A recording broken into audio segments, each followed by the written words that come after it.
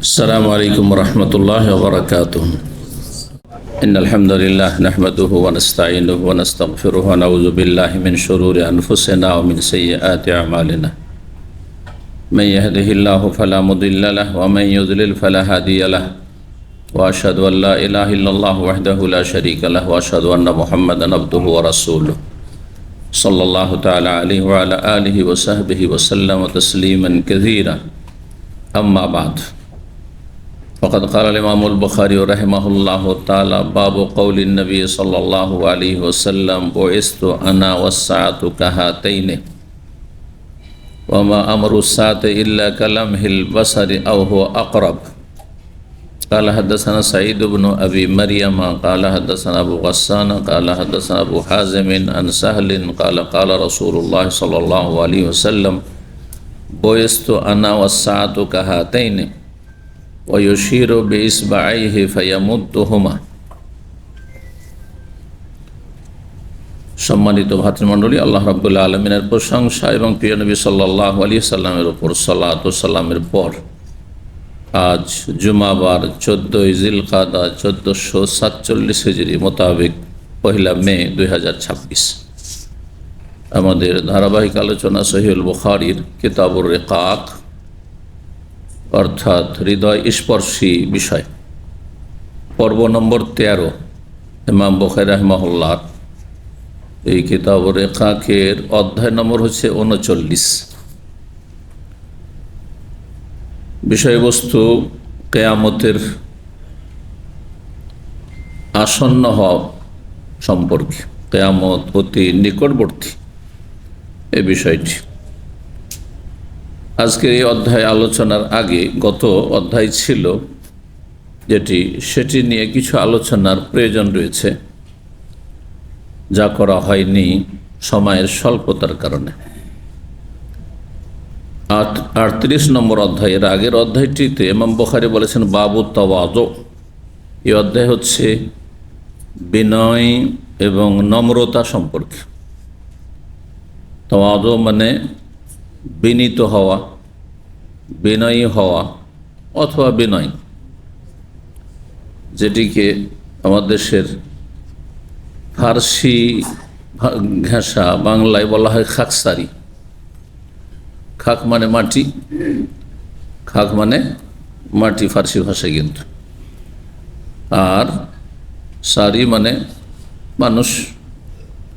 মাটি থেকে পয়দা যত মাটির কাছাকাছি থাকবে তত বেশি নমনীয় থাকবে। নমনীয় হওয়া, বিনয়ী হওয়া বা নমনীয় হওয়া, নম্রতা নয়, নমনীয় হওয়া। অর্থাৎ নিজেকে কখনো বড় ভাববে না, সিনিয়র ভাববেন না, সবসময় নিজেকে ছোট মনে করবে। এটি হচ্ছে মানুষের ভালো চরিত্র। যে যতই বড় হয়ে যাক না কেন, যদি নিজেকে ছোট মনে করে, যতই জ্ঞানী হয়ে যাক না কেন স্বল্প জ্ঞানী মনে করে, যত শক্তিশালী হোক না কেন নিজেকে দুর্বল অসহায় মনে করে, যতই বিত্তবান অর্থশালী হয়ে যাক না কেন নিজেকে আল্লাহর মুখাপেক্ষী মনে করে এবং সাধারণ মানুষ হিসাবে নিজেকে ভাবে, সে তত ভালো মানুষ। এর বিপরীত হচ্ছে তাওয়াজুর, বিনয়ী হওয়ার বিপরীত হচ্ছে অহংকার। অহংকার হারাম, দাম্ভিকতা কাবিরা গুনাহ, ধ্বংসাত্মক গুনাহ। ইন্নাহু লা ইউহিব্বুল মুস্তাকবিরিন, অহংকারীকে আল্লাহ পছন্দ করেন না। এবং নবী সাল্লাল্লাহু আলাইহি ওয়াসাল্লাম হাদিস রয়েছে, লা ইয়াদখুলুল জান্নাতা মান কানা ফি কলবিহি মিসকালু হাববাতিন মিন খারদালিন মিন কিবরিন। সেই ব্যক্তি জান্নাতে যাবে না যদি সবচেয়ে বড় অহংকারী হয়, আল্লাহর সামনে অহংকারী, মানে আল্লাহর ইবাদত বন্দেগীকে সে মনে করে যে এটা আমার জন্য মানহানি, যে আমি সিজদা করব, সবার সাথে গিয়ে আমি সালাত আদায় করে নামাজ পড়ব, তাহলে সে বড় অহংকারী, কাফের। আবু জাহাল, আবু লাহাব, এইরকম যুগে যুগের কাফের নেতারা, হ্যাঁ, ফেরাউন, কারুন, হামান, এরা সবাই অহংকারী ছিল। বর্তমান যুগে অনেক আছে, এদের সংখ্যা বেশি। মুসলিম সমাজেও আছে, আর কাফেররা তো আছে। যে যত বেশি অহংকারী তার জন্য জাহান্নামের শাস্তি তত বেশি কঠিন। আল্লাহর সামনে অহংকার করে, মানুষের সামনে অহংকার করে, সেই স্থায়ী জাহান্নামী। আর যে আল্লাহর সামনে বিনয়ী, মানে আল্লাহর ইবাদতবন্দি করে, ফরজ ওয়াজিব আদায় করে, হয়তো 5 ওয়াক্ত নামাজ পড়ে, কিন্তু তার মধ্যে কিছু গুণ আছে, হ্যাঁ, বৈশিষ্ট্য আছে, সেগুলো নিয়ে অহংকার করে। মানুষের অহংকার করে কি নিয়ে? পয়সা নিয়ে, বিদ্যা বুদ্ধি নিয়ে, হ্যাঁ, তারপরে হ্যাঁ যোগ্যতা নিয়ে, হ্যাঁ, তারপরে ক্ষমতা নিয়ে, তার রাষ্ট্রীয় ক্ষমতা আছে, সামাজিক ক্ষমতা রয়েছে, জনবল নিয়ে, সৌন্দর্য নিয়ে, হ্যাঁ, বিশেষ করে নারীদের মধ্যে যে অহংকারের প্রতিযোগিতা হয় সেটা সৌন্দর্য নিয়ে হয়। কে কত বেশি সুন্দরী, কে কত বেশি সুঠাম সুপুরুষ, অহংকার। কে কত বেশি হ্যাঁ দামি দামি ভালো ভালো কাপড়, হ্যাঁ, বস্ত্র পরিধান করতে পারে, হ্যাঁ, ইত্যাদি, কার লাইফ স্টাইল খুব হাই, সব। অহংকারী জাহান্নামী, সে অস্থায়ী হোক অথবা স্থায়ী হোক। কি বুঝলেন?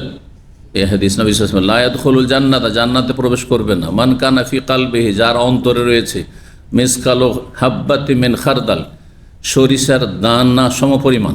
সরিষার দানা দেখেছেন? সবাই মাশাআল্লাহ শহরে বসবাসকারী, হ্যাঁ, কেউ কৃষকের সন্তান না, মাশাআল্লাহ, তাই না? একসময় কৃষকরা যখন হাত টেনে নেবে তখন দুর্ভিক্ষ নেমে আসবে, না খেয়ে মরবেন, হ্যাঁ, সোনা দানা নিয়ে আর বড় বড় রাজপ্রাসাদ নিয়ে শহরে মরবেন, খেতে পাবেন না। তা আমরা কত বেশি কৃষকের মুখাপেক্ষি। তারপর অহংকার, শহরে বাস করেন সেই জন্য, হ্যাঁ, আপনি টাওয়ারের মালিক হয়েছেন সেই জন্য, আপনি রাষ্ট্রপ্রধান হয়েছেন সেই জন্য, এত অহংকার। কৃষক যদি হ্যাঁ চাল ডাল না দেয়, হ্যাঁ, বন্ধ করে দেয়, তাহলে কয়েকদিনের মধ্যে মরে সাফ হয়ে যাবে, সব দুর্ভিক্ষ নেমে আসবে পৃথিবীতে।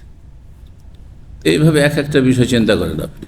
হ্যাঁ, যাদের তাঁতের পেশা তাদেরকে আমাদের সমাজে তুচ্ছ মনে করে, অনেকে ছোট মনে করে, তাঁতিয়েরা, জোলা বলে, বুঝলেন তো? চিন্তা করেন, তারা যদি কাপড় না দেয়, স্ট্রাইক, ধর্মঘট, দেবো না কাপড়, বিক্রি করবই না, সব উলঙ্গ হয়ে থাকতে হবে, নগ্ন হয়ে থাকতে হবে, বন্য পশু হয়ে যেতে হবে, ঠিক না? যাতে করে অহংকার না আসে সেই জন্য উদাহরণগুলি দিলাম। যেই ব্যক্তির অন্তরে সরিষা পরিমাণ কি রয়েছে মেন কিবিরিন, অহংকারে, সে জান্নাতে যাবে না। স্থায়ী জাহান্নামী, স্থায়ীভাবে জান্নাতে যাবে না যদি আল্লাহর সামনে অহংকারী হয়, মানে কাফের অহংকারী হয়, মুনাফিক অহংকারী হয়, নাস্তি অহংকারী হয়, মুশরিক মাজার পূজারী অহংকারী হয়। এদিকে মাজার পূজা করে আর অহংকারী যে ওরাই হচ্ছে জান্নাতি, জান্নাত ওদের জন্য বরাদ্দ, কখনো জান্নাতে যাবে না।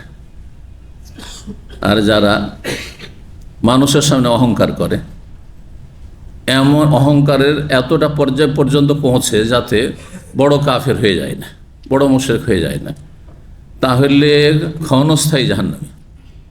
অহংকারী যদি দুনিয়ার ভোগের সামগ্রী নিয়ে অহংকার করে, 5 ওয়াক্ত নামাজ ঠিক আছে, ফরজ ওয়াজিব ঠিক আছে, প্রকাশ্য হারাম কাবিরা সবগুলি, সুদ ঘুষ বেঈমানি এত সব থেকে বেঁচে আছে, কিন্তু ভিতরে অহংকার আছে, হ্যাঁ, যে আমি একজন ডাক্তার, আমি একজন আলেম, আমি একজন শিক্ষিত মানুষ, আমি একজন ইনভেস্টার, আর এইসব গরিব পার্টির সাথে আমি নিচেও কেন বসবো ইসলাম শেখার জন্য? আমি কেন যাব? হ্যাঁ, আমি কিছুকে ভাড়াইতে রাখবো, মোল্লা হুজুর, প্রয়োজন হইলে টেলিফোন করে বা বাসায় ডেকে নেবো যে আমার ফতোয়া দেন। আছে কিছু ভাড়াইটা হুজুর আছে, বুঝছেন না, পয়সাতে বিক্রি হয়ে যায়। তো জান্নাতে যাবে না, নবী সাল্লাল্লাহু আলাইহি ওয়াসাল্লাম বলছেন, যাদের মধ্যে অহংকার আছে। আমি সবার সাথে বসতে পারি, সব জায়গায় মিশতে পারি না। বাবু তাওয়াজু, অধ্যায় হচ্ছে বিনয়ী হওয়া সম্পর্কে বা বিনীত হওয়া সম্পর্কে, নমনীয় হওয়া সম্পর্কে। তাওয়াজু, জি। ওয়াদায়া যাও মানে রেখে দেওয়া, কোনো কিছু রাখলে ওপরে যায় না নিচে, নিচে, যত ভারী তত নিচে যায়, যত হালকা তত ওপরে যায়। তো যারা অহংকার করে তার মানে সে হালকা, তার কোনো ওজন নেই, আল্লাহর কাছে কোনো আর মূল্য নেই, ওজন নেই, আর মানুষও ঘৃণা করে, মানুষের কাছে ওর সম্মান নেই, বাস্তব। কিন্তু যে ব্যক্তি অহংকার মুক্ত, সে হচ্ছে সেই ফল বিশিষ্ট গাছের মতো, যাতে গোটা গাছে প্রচুর পরিমাণে ফল ধরে আছে, আম ধরে আছে, লিচু ধরে আছে। গাছ কি হয়, ওপর দিকে মাথা চাড়া দেয় না আরো ঝুঁকে যায়, নুয়ে যায়। জি, ঠিক ওই রকমই হবে ভালো মানুষ। জি, তাওয়াজু সম্পর্কে এখানে যে কথাটি গুরুত্বপূর্ণ বলার এই অধ্যায়ে, সেটি হচ্ছে এখানে দুটো হাদিস নিয়ে এসছেন ইমাম বুখারী রাহিমাহুল্লাহ। একটি হচ্ছে 6501, দ্বিতীয় হচ্ছে 6502। 6501-এ তো স্পষ্ট এই বিনয়ী হওয়া সম্পর্কে বা নমনীয় হওয়া সম্পর্কে বিষয়টি স্পষ্ট। রাসূলুল্লাহ কি বলেছেন, একটি প্রতিযোগিতা ছিল উটের, আর তাতে নবী সাল্লাল্লাহু আলাইহি ওয়াসাল্লামের উটটি অন্য একটি বেদুইন উটের সাথে প্রতিযোগিতায় হেরে গেছে। সাহাবায়ে কেরামদের বিষয়টি কষ্ট লাগে, আরে নবীর উট হেরে গেল। তো কি বলেছেন নবী সাল্লাল্লাহু আলাইহি ওয়াসাল্লাম, ইন্না হাক্কান আলাল্লাহ, আল্লাহর হক, আল্লাহ এটা করে থাকেন। আল্লাহর হক আল্লাহ করেন, মানুষ যার ওপর যে দায়িত্ব রয়েছে সেটা করবেন, তাই না? আমাদের উপর হক আল্লাহর পক্ষ থেকে ফরজ করা হয়েছে। আল্লাহর উপর কেউ ফরজ করে নাকি? আল্লাহ অনুগ্রহপূর্বক নিজের উপর ফরজ করে নিয়েছেন, মানে এটি আমি করব। মুয়াহহিদ তৌহিদ প্রতিষ্ঠারীকে আল্লাহ জান্নাত দেবেন, আল্লাহর ওপর এটি বান্দার হক, আল্লাহ নিজের ওপর আবশ্যক করে নিয়েছেন, অনুগ্রহপূর্বক সেটিকে বলা হয়েছে। তার উপর কেউ চাপিয়ে দেওয়ার নেই। কিন্তু আমরা যেহেতু রবের বান্দা গোলাম, সুতরাং আমাদের উপর আল্লাহর বিধানের মোকাল্লাফ বানানো হয়েছে, আমাদের দায়িত্ব ন্যস্ত করা হয়েছে, করতেই হবে, ফরজ ওয়াজিব আবশ্যক করতেই হবে, হারাম থেকে বাঁচতেই হবে, জি, গুনাহ থেকে বাঁচতেই হবে। আল্লাহর হক হচ্ছে যে আল্লাহ ইয়ারফা শাইআম মিনাদ দুনিয়া, দুনিয়ার কোনো কিছুকে যদি আল্লাহ উন্নীত করেন, ওপরে উঠান, যে খুব বেড়ে গেছেন, খুব পয়সাওয়ালা হয়ে গেছেন, খুব বেশি এলেমওয়ালা হয়ে গেছেন, খুব বেশি সুনাম সুখ্যাতি হয়ে গেছে, খুব বেশি ক্ষমতাশালী হয়ে গেছেন আপনি, রাষ্ট্রের একজন বড় আপনি ক্ষমতাশালী ব্যক্তি, ইত্যাদি ইত্যাদি। জনশক্তি খুব বেড়ে গেছে, বিভিন্ন শক্তি, দুনিয়ার শক্তি বেড়ে গেছে। যদি আল্লাহ কাউকে ওপরে উঠান, যে যত বেশি ওপরে উঠবে, মাঝে মাঝে আল্লাহ নামিয়ে দেন, না হলেও জাহান্নামে চলে যাবে। ইল্লা ওয়াদাহু, যদি কোনো কিছু আল্লাহ ওপরে উঠিয়ে দেন, তাহলে কি করেন, সেটাকে আবার আল্লাহ নিচে নামিয়ে দেন, নিচে রেখে দেন, একটু ডাউন করে দেন। সব সময় যদি আপনি সুস্থ থাকেন, যারা বলেন যে আমার জীবনে কোনো অসুখ বিসুখ হয় না, তাদের পাপের সম্ভাবনা বেশি রয়েছে, অহংকারের সম্ভাবনা বেশি রয়েছে, বিভিন্ন পাপে জড়িয়ে সম্ভাবনা। কারণ ধাক্কা তো খান না, মানুষ ধাক্কা খেলে একটু হিতাহিত জ্ঞান ফিরে আসে, যার ফলে আপনার বিভিন্ন পাপে জড়িয়ে যাওয়ার সম্ভাবনা বেশি। যেন যারা যত বেশি সুখী, তার তত বেশি পাপে জড়িত। আর কারা নিজে সংশোধন করে, যখন একটু করে ধাক্কা খায়, মাঝে মাঝে একটা অ্যাক্সিডেন্ট হয়ে গেল, তখন আত্মপর্জন, কেন অ্যাক্সিডেন্টটা হইল, মাঝে মাঝে আপনার ক্ষয়ক্ষতি হয়ে গেল, মাঝে মাঝে একটু জুলমের শিকার হয়ে গেলেন, মাঝে মাঝে একটু অভাব দেখা গেল, মাঝে মাঝে হাসপাতালে ভর্তি হইতে হলো, বিভিন্নভাবে। যখনই ধাক্কা খায় মানুষ, অথবা আপনজন প্রিয়জন যাদের চাইছিলেন যে আমার সাথে থাক, স্ত্রী ছেলে মেয়ে থাক, বাপ মা থাক, ভাই বোন থাক,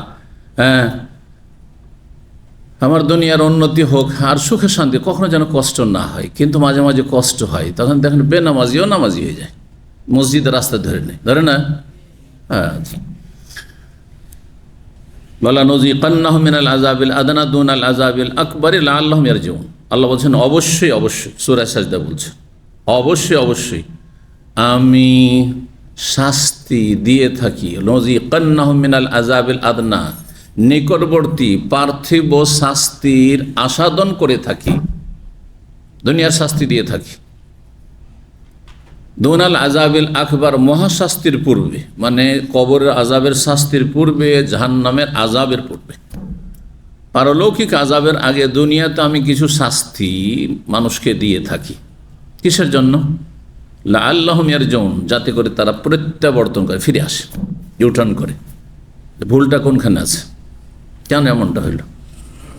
কেন সৌদি আরবে ছিলাম, এত একটা ভালো স্যালারি ছিল, ভালো ব্যবসা বাণিজ্য ছিল, এক্সিট কেন লেগে গেল, চাকরিটা কেন চলে গেল? বহুবার চিন্তা করতে হবে নাকি কেন? আগামীতে যেন এই ভুল ত্রুটিগুলো অপরাধ না করি। আল্লাহ ধরে নিয়েছেন আমাকে। এই হাদিস তো স্পষ্ট বাবু তাওয়াজুর সাথে, কিসের সাথে? বিনয়ী হওয়া অথবা নমনীয় হওয়ার সাথে। কিন্তু পরের হাদিসটি কি রয়েছে? যারা এর আগের দর্শে ছিলেন বলেন তো দেখি, কি হাদিস রয়েছে? হ্যাঁ, সর্বশেষ হাদিস যেখানে গিয়ে থেমেছিলাম, হাদিসে কুদসি। মাশাআল্লাহ, মান আদালি ওয়ালিয়ান ফাকাদ আযানতু বিল হারব, হাদিসে কুদসি। তার কয়েকটি অংশ রয়েছে। আল্লাহর নেক বান্দা সম্পর্কে, আল্লাহর নেক বান্দার সাথে কেউ শত্রুতা করলে আল্লাহ তার বিরুদ্ধে যুদ্ধের ঘোষণা করে। আল্লাহর নেক বান্দা, আল্লাহর বন্ধু, আল্লাহর দোস্ত কারা? যারা মুমিন মুত্তাকি। তারা সুফি পীরেরা নয়, তারা বেদাতিরা নয়, তারা মাজারপন্থী না, তারা মিলাদিরা না। কারণ যারা বেদাত করে, আল্লাহকে অসন্তুষ্ট করে, রাসূলুল্লাহ সাল্লাল্লাহু আলাইহি ওয়াসাল্লামের রাস্তা ছাড়া অন্য রাস্তার তারা অনুসারী, সুতরাং তারা কখনো সৎ নয়, কখনো সৎ নয়। ধর্মের দোহাই দিয়ে তারা পাপ করে। চোর চুরি করে, ধর্মের দোহাই দেয় না। সুদখোর সুদ খায়, ঘুষখোর ঘুষ খায়, ধর্মের দোহাই দিয়ে নয়। কিন্তু বেদাতি বেদাত করে, ধর্মের দোহাই দেয় যে আল্লাহকে পাওয়ার জন্য করছি, হ্যাঁ, রসুলের সম্মান প্রদর্শন করছি, ওলি আউলিয়ার তাজিম করছি, কবরে মাজারে সেজদা করে, কবরে চাদর চড়িয়ে, কবরে ফুল চড়িয়ে, মিলাদ করে নবীর মহব্বত পেশ করছি। অথচ নবী সাল্লাল্লাহু আলাইহি ওয়াসাল্লামের সাহাবীরা এই মহব্বত জানলেন না। জানলে তারা করতেন। নবী সাল্লাল্লাহু আলাইহি ওয়াসাল্লাম নিজের জীবদ্দশায় কোনো সাহাবীকে বললেন যে আমার জন্মবার্ষিকীও পালন করো, মিলাদুন নবী তো করো, মাহফিল করো, একটা করেছেন? কোন ধর্ম পালন করেছেন তাহলে? মদিনার ধর্ম নয়, নবীর দিন নয়, এটি ইরানি দিন নয়, ভারতীয় দিন। ভারতীয় ধর্ম না হয় ইরানি ধর্ম। হ্যাঁ হ্যাঁ, মূল এর স্থান হচ্ছে ইরাক, ইরান। এই ইরাক ইরান থেকে ধর্মীয় ফিতনা গিয়েছে, আর রাস্তা ছিল বাংলার জমিনে পৌঁছার ভারত হয়ে, সেজন্য ভারতীয় বলতে পারেন। হ্যাঁ, আর সেটাকে আপনি ইরানি ইরাকি বেদাতি দিন করতে পারেন। সবচেয়ে বড় মাজার কোথায় আছে? সবচেয়ে বড় মাজার ইরাকে, বাগদাদ শরীফ। হ্যাঁ, আব্দুল কাদের জিলানির বড় পীর গৌসুল আজম নওজুবিল্লাহ, শিরকি কুফরি কথা, তার মাজার। তাহলে এই ধর্ম গিয়েছে কোত্থেকে? সেখানে বড় মাজার আছে, হ্যাঁ, বড় শিরকের আস্তানা আছে, সেখান থেকে গিয়েছে এই ধর্ম। মক্কা মদিনায় নেই। মক্কা মদিনায় তাওহীদ আছে, এক আল্লাহকে সেজদা করা হয়। কাবাতে গেলেও আল্লাহকে সেজদা করা হয়, মদিনা গেলেও আল্লাহকে সেজদা করা হয়। কেউ যদি গিয়ে মদিনা গিয়ে নবীকে সেজদা করে, তাহলে সেই ব্যক্তি সে ইরানের অগ্নিপূজকদের ধর্ম নিয়ে এসছে, ভারতীয় মূর্তি পূজকদের ধর্ম নিয়ে এসছে। মূর্তি পূজা, মাজার পূজা, সেমস। আল্লাহ হেদায়েত দান করুন।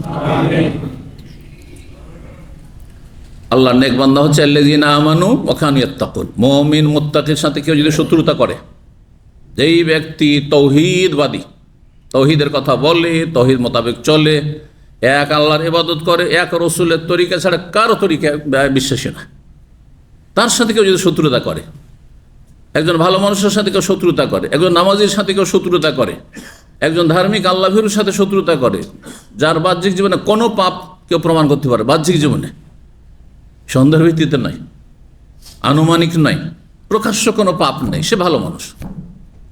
আপনাদের যার জীবনে প্রকাশ্য কোনো পাপ, হ্যাঁ, আশেপাশের লোক জানে না, সে ভালো মানুষ। বাকি তার আভ্যন্তরীণ বিষয়, সে লুকিয়ে লুকিয়ে কি করছে নির্জনে, সে রব জানে, রব হিসাবে নেবেন। আমার হিসাব নেওয়ার কোনো অধিকার নেই যে আপনি একা রুমে থাকেন আর বাহ্যিক দেখে লোকটি তো ভালো লাগে না, সুতরাং জানি না, না জানি কত পাপ করছে, না, এই অধিকার আমার নেই, এটা রবের অধিকার। রব আপনার হিসাবে নেবেন। আমার কাছে আপনি ভালো মানুষ। কি বুঝলেন? মানুষ সম্পর্কে সবসময় ইতিবাচক হইতে হবে, যতক্ষণ পর্যন্ত তার জীবনে প্রকাশ্য কোনো গুনাহ কাবিরা না দেখা গেছে। আর যদি কখনো হয়ে থাকে, সেটা সারা জীবন যে রেকর্ড হয়ে থাকবে তাও না। যদি প্রকাশ্য কোনো কাবিরা গুনাহ প্রকাশ পায়, আর তারপর দেখা যাচ্ছে লোকটি ছিল একসময় চোর, ভালো হয়ে গেছে, মসজিদমুখী হয়ে গেছে, ভালো মানুষ হয়েছে, আর কোনো খারাপ রেকর্ড নেই, সে আমাদের মতো হয়ে গেছে। ভালো মানুষ আত্মায় বা মিনা জাম্বে কামাল্লা জাম্বালাহ। এই হাদিসের বাহ্যিক কোনো মিল এই বিনীত হওয়া বা নমনীয় হওয়ার সাথে নেই, সেই জন্য বিভিন্ন জল্পনা ভাষ্যকারগণ করেছেন। একজন ভাষ্যকার ইমাম কেরমানি রাহিমাহুল্লাহ, তারও একটি বুখারীর ভাষ্য রয়েছে আরবিতে, যেমন ফতুল বারী রয়েছে, ওমদাতুল কারি রয়েছে, হ্যাঁ, এইরকম বহু সারহা ভাষ্য রয়েছে সহিহ বুখারী। তিনি বলছে এই হাদিসটি আগের অধ্যায় অর্থাৎ 37 নম্বর অধ্যায়ের সাথে সম্পর্ক। সেখানে কি রয়েছে? মান জাহাদা নাফসা ফি তাআতিল্লাহ, যে ব্যক্তি আল্লাহর আনুগত্যে মানে নেকির কাজে, ভালো কাজে, সৎ পথে নফসের বিরুদ্ধে জিহাদ করবে, মনের বিরুদ্ধে জিহাদ করবে, মনের বিরুদ্ধে চলতে হবে। যেই ব্যক্তি মনের পক্ষে চলে সে কখনো জান্নাতের পথে নেই। যে মনের বিরুদ্ধে চলতে পারে, মন যা চাই, মনের সব চাহিদা পূরণ করবে না, সে জান্নাতি। অধিকাংশ মানুষ কি প্রায় সব মানুষই, আপনারা কেন আমিও, রাত্রে 12টায় যদি ঘুম আসে, হ্যাঁ, আর তাহাজ্জুদ পড়তে 2টার সময় যদি উঠতে হয়, 2 ঘন্টা 3 ঘন্টা পর ওঠা এত সহজ, 5 ঘন্টা পরে ওঠা সহজ, 5 ঘন্টা পরে ওঠা সহজ, অনেকের জন্য 7 ঘন্টা পরও সহজ হয় না। এরা ব্যতিক্রম, হ্যাঁ, এরা সুস্থ প্রকৃতির না, অসুস্থ প্রকৃতির। কিন্তু 5 ঘন্টা একজন মানুষ হিসাবে প্রয়োজন। তারপর স্বাভাবিক ঘুম ভাঙার কথা, তারপরে ঘুম ভাঙছে না, তাহলে আপনার মধ্যে আরও বেশি দোষ আছে।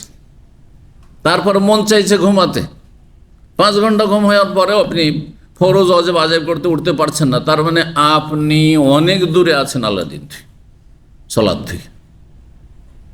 কিন্তু ধরেন 2 ঘন্টা 3 ঘন্টা পরে উঠা তাহাজ্জুদ পড়তে, যেটা সুন্নত নফল, অথবা ফজরের জন্য উঠা হইলো বড় কষ্টকর। মন চাইছে এখন শুয়ে থাকতে, চোখ খুলছে না, অ্যালার্মে টের পাচ্ছেন না, বাজতেই আছে, হচ্ছে না এরকম?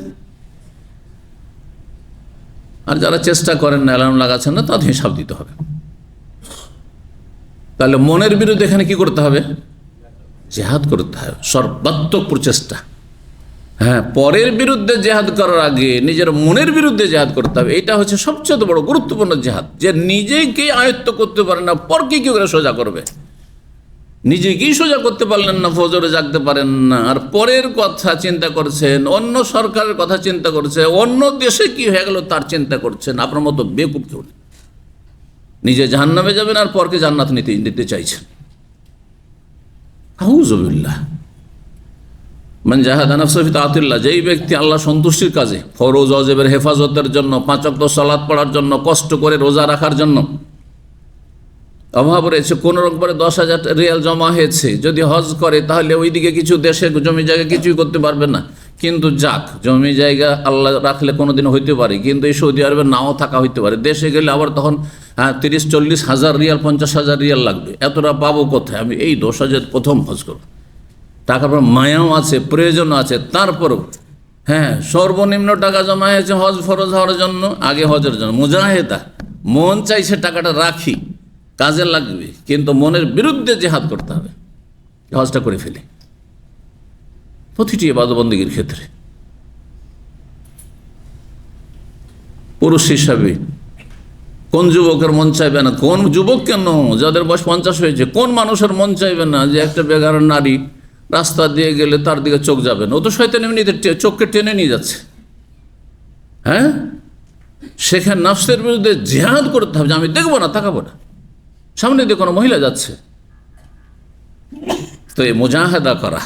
জি, ওয়াল্লাযীনা জাহাদু ফীনা, যারা আমার পথে সর্বাত্মক প্রচেষ্টা চলবে, আল্লাহ বলছেন প্রচেষ্টা করবে, লানাহদিয়ান্নাহুম সুবুলানা, অবশ্যই তাদেরকে জান্নাতের রাস্তা দেখাবো, জান্নাতের রাস্তা দেখাবো।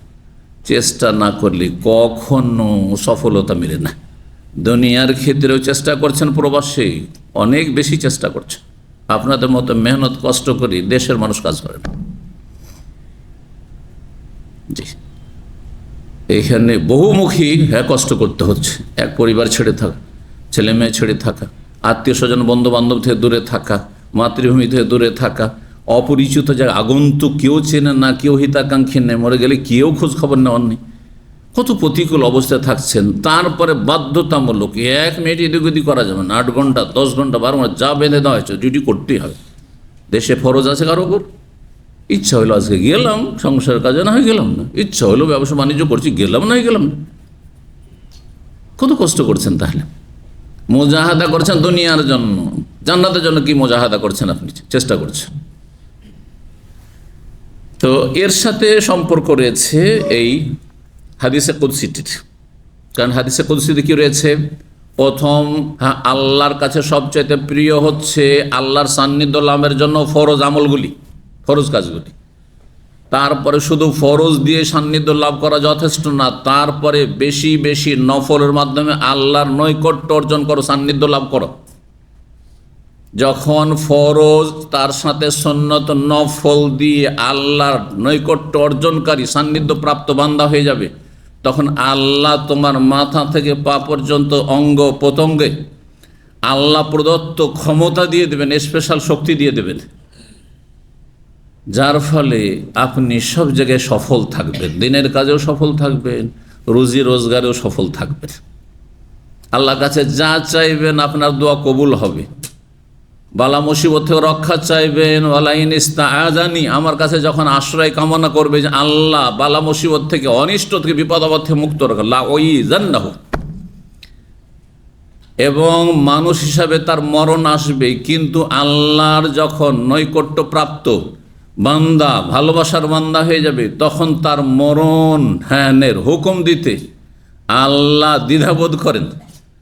অথবা আপনি বাঁচতে চাইছেন, দ্বিতীয় অর্থ আপনি বাঁচতে চাইতে দুনিয়ান, কিন্তু আপনার বাঁচাটা কল্যাণ করে না, বাঁচলে আরও মহাবিপদ সম্মুখীন হবেন।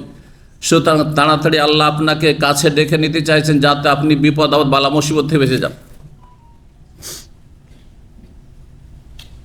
সামনের সপ্তাহে একটা দুর্ঘটনা হবে, ধরেন আল্লাহ না করে হয়, আর যেখানে আশেপাশের যেখানে আপনি বসবাস করছেন, হাজার হাজার লক্ষ লক্ষ মানুষ, আল্লাহ না করে ভূমিকম্প, আল্লাহ না করে কোনো কিছু, দুশমনের আক্রমণ, আর তাতে লক্ষ লক্ষ মানুষ ধ্বংস হয়ে গেল। এটা যদি আল্লাহ আপনাকে জানিয়ে দেয় যে 1 সপ্তাহ বেঁচে থাকলে এইরকম হবে যে লক্ষ লক্ষ মানুষ এমনভাবে মারা যাবে যে জানাজা পড়ার লোক পাওয়া যাবে না, দাফন করার লোক পাওয়া যাবে না। আর 1 সপ্তাহ আগে এখন যদি মারা যাও, তাহলে তোমার জানাজা পড়ার অনেক লোক আছে। 2 অপশনের কোনটা নেবেন? বুঝতে পেরেছেন? কখনো কখনো আল্লাহ তাড়াতাড়ি আল্লাহর কাছে ডেকে নেন, রূহ কবজ করে নেন, অল্প বয়সে এই লোক চলে গেল, আমরা যেন কষ্ট পাই যে তার ক্ষতি হয়ে গেল, তার স্ত্রী তাড়াতাড়ি বিধবা হয়ে গেল, তার ছেলে মেয়েগুলো তাড়াতাড়ি এতিম হয়ে গেল, কিন্তু আল্লাহ তার জন্য কল্যাণ চেয়েছে। হতে পারে 1 সপ্তাহ পরে হয় বড় দাজ্জালি আসবে, না হয় ছোট এমন দাজ্জাল আসবে, সেই দাজ্জালের শিকার হয়ে জাহান্নামী হয়ে যাবে। এখন মারা গেলে সে জান্নাতে চলে যেত, হতে পারে না? পারেন না? এইরকম বহু উদাহরণ। আল্লাহ রাব্বুল আলামিন গায়েবের জগতে সব জানছেন, আমি আপনি কিছুই জানছি না। 1 সেকেন্ড পরে কি হবে কারো জানা আছে? কিছু জানা নেই, কিছুই জানা নেই। তাহলে যেটা হচ্ছে তাতে সন্তুষ্টি প্রকাশ করতে হবে। যদি আপনি ভালো মানুষ হন, আল্লাহ আপনার কল্যাণই চেয়েছেন, আপনার পরিবারের কল্যাণই চেয়েছেন, আল্লাহ আপনার স্ত্রী ছেলেমেয়ের কল্যাণই চেয়েছেন।